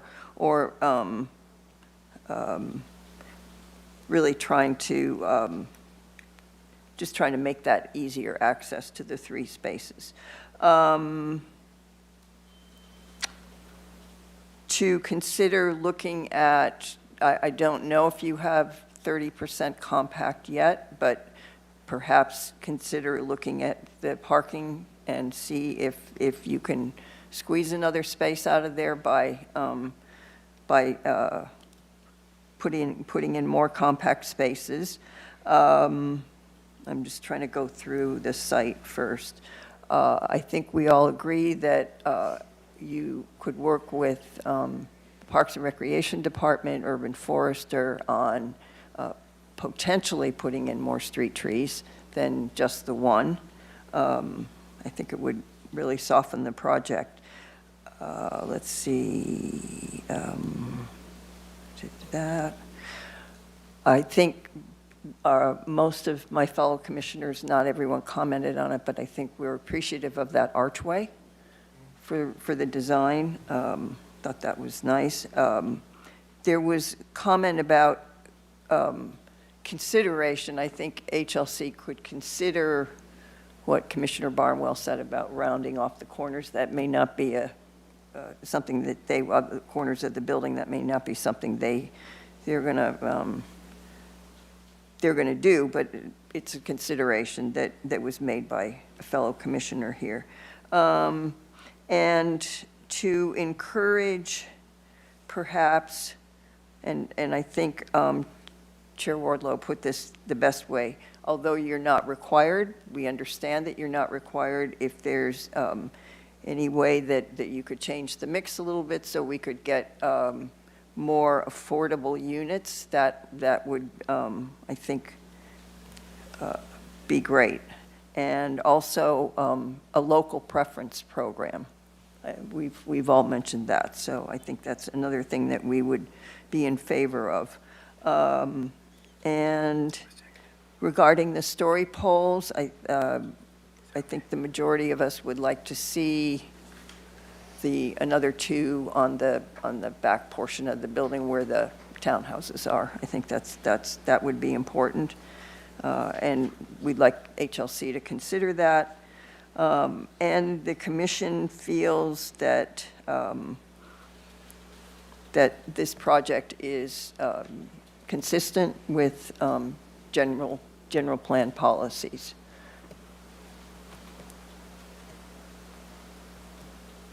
Did I cover everything?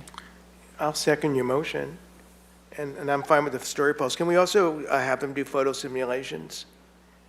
Yeah, well, but I'd like to add that. the project's leaving us now, so. Well, besides the story poles, I would like to, maybe if they could recommend to Okay. HLC that they do photo Okay, yep, simulations. that's fine, And too. the purpose of the poles, is that to look at the views of the Riviera? I think it's, the purpose of it is exactly what Chair Wardlow said. This is a trigger to the public that something's going to change there, and then they can see it, and they're not going to see the photo simulations, but they're going to see the story poles. So, and then they can ask questions. Then they'll see what the building's going to look like from that. I would thought it was more for the protection of the, I know private views are not protected, private views, but the scenic views can be protected, right? Correct, Ms. Plummer? Is that the purpose of the story pole? So I thought that was HFC, the purpose was so they could see the view corridor. So through the chair, Commissioner DeLucio, story poles are one of many tools that the HLC uses to assess size, bulk, and scale. That's really the point of the project, or of the requirement for story poles. It also can help identify if you're going to affect public or private views. So that's a component as well. And it also, as Commissioner Wiscombe said, it does act as a notification to the public about a project. Yeah, and I think, these are recommendations going to HLC. HLC doesn't have to agree with what we're putting forward, so that's. Do we have a second? I second it. Okay, great. I'm seconding your motion. All right, wonderful. Ms. Carmen, can we have a roll call vote, please? Excuse me, can we have a discussion after the motion? Oh, sure, all right. Okay. I want to want to see if I can convince my fellow commissioners on this. I was on the ADA committee for 4 years, and without an elevator, there's no ADA access to the second and the third floor. And with an elevator, there is. And every single one of those can be accessible in the standard way that ADA requires. It isn't a requirement here. But in terms of running a business and being a manager of a place like this, I think it would be something that you could look at. I think it would be something that you should look at, because it'll increase the appeal and it'll meet the ADA standards. That's it. Thank you. Chair Wardlow, I'd be happy to add to the motion that the applicant consider that.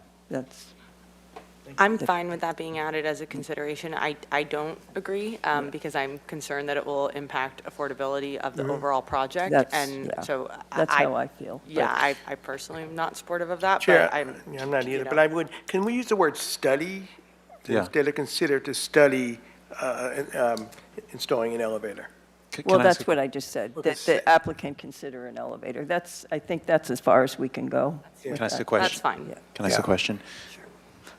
I think that it's an open question. How much more would an elevator make this project cost? We don't know that, do we? So we can study it. Well, we do know a couple things, and it's on my desk right now, but I do know how much the rent is increased in the market units. It is the market units whose rent will be much greater. And also in the affordable units, I hate to see the two of the affordable units on the third floor. It just seems, it reminds me of, staircases to come to the city hall. There's no way to get there for people who have access problems. And when those two affordable units are up there and they're 2 bedrooms and you've got a mom with 2 kids, it just doesn't seem right. But thank you. All right, we're going to go on to the city administrator now. Is that you, city attorney? Thank you, Chair Wardlow. I just want to remind the commission again, this is conceptual review, so it's ideas, as you noted, it's ideas and for the applicant to consider in HLC. So in regards to an elevator, if you want to make it, you want to make it also clear in terms of comments. So if you want to say study an elevator, but not at the expense of affordability, that's a fine thing to do. You want to be as clear as possible. And again, it's just comments and ideas for the HLC and the applicant to hear on to. As you mentioned, some of this stuff's not required, but you want to promote what you think is important. So just All want right. to add that. Thank you very much for that. I'll go back to Commissioner Wiscombe. Do we want to modify the motion and move forward?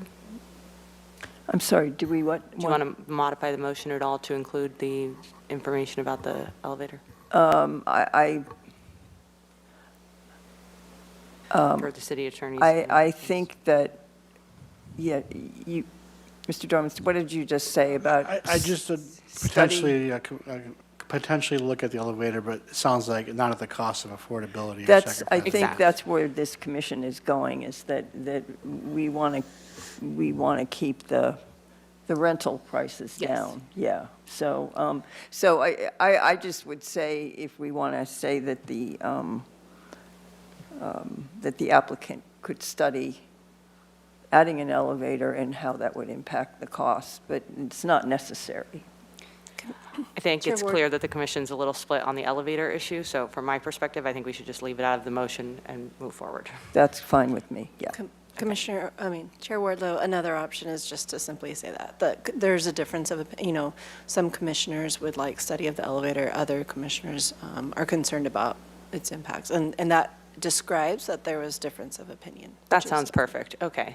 Commissioner Wiscombe, would you like to just add, does it have to be Commissioner Wiscombe since she's making the motion? I think we just leave it as it is. I Okay. think there's one person up here that really wants an elevator, and All right. That sounds good. Okay. I think he's sitting to my left, right? All right. Then That's we me. have a motion on the floor. There's been a second.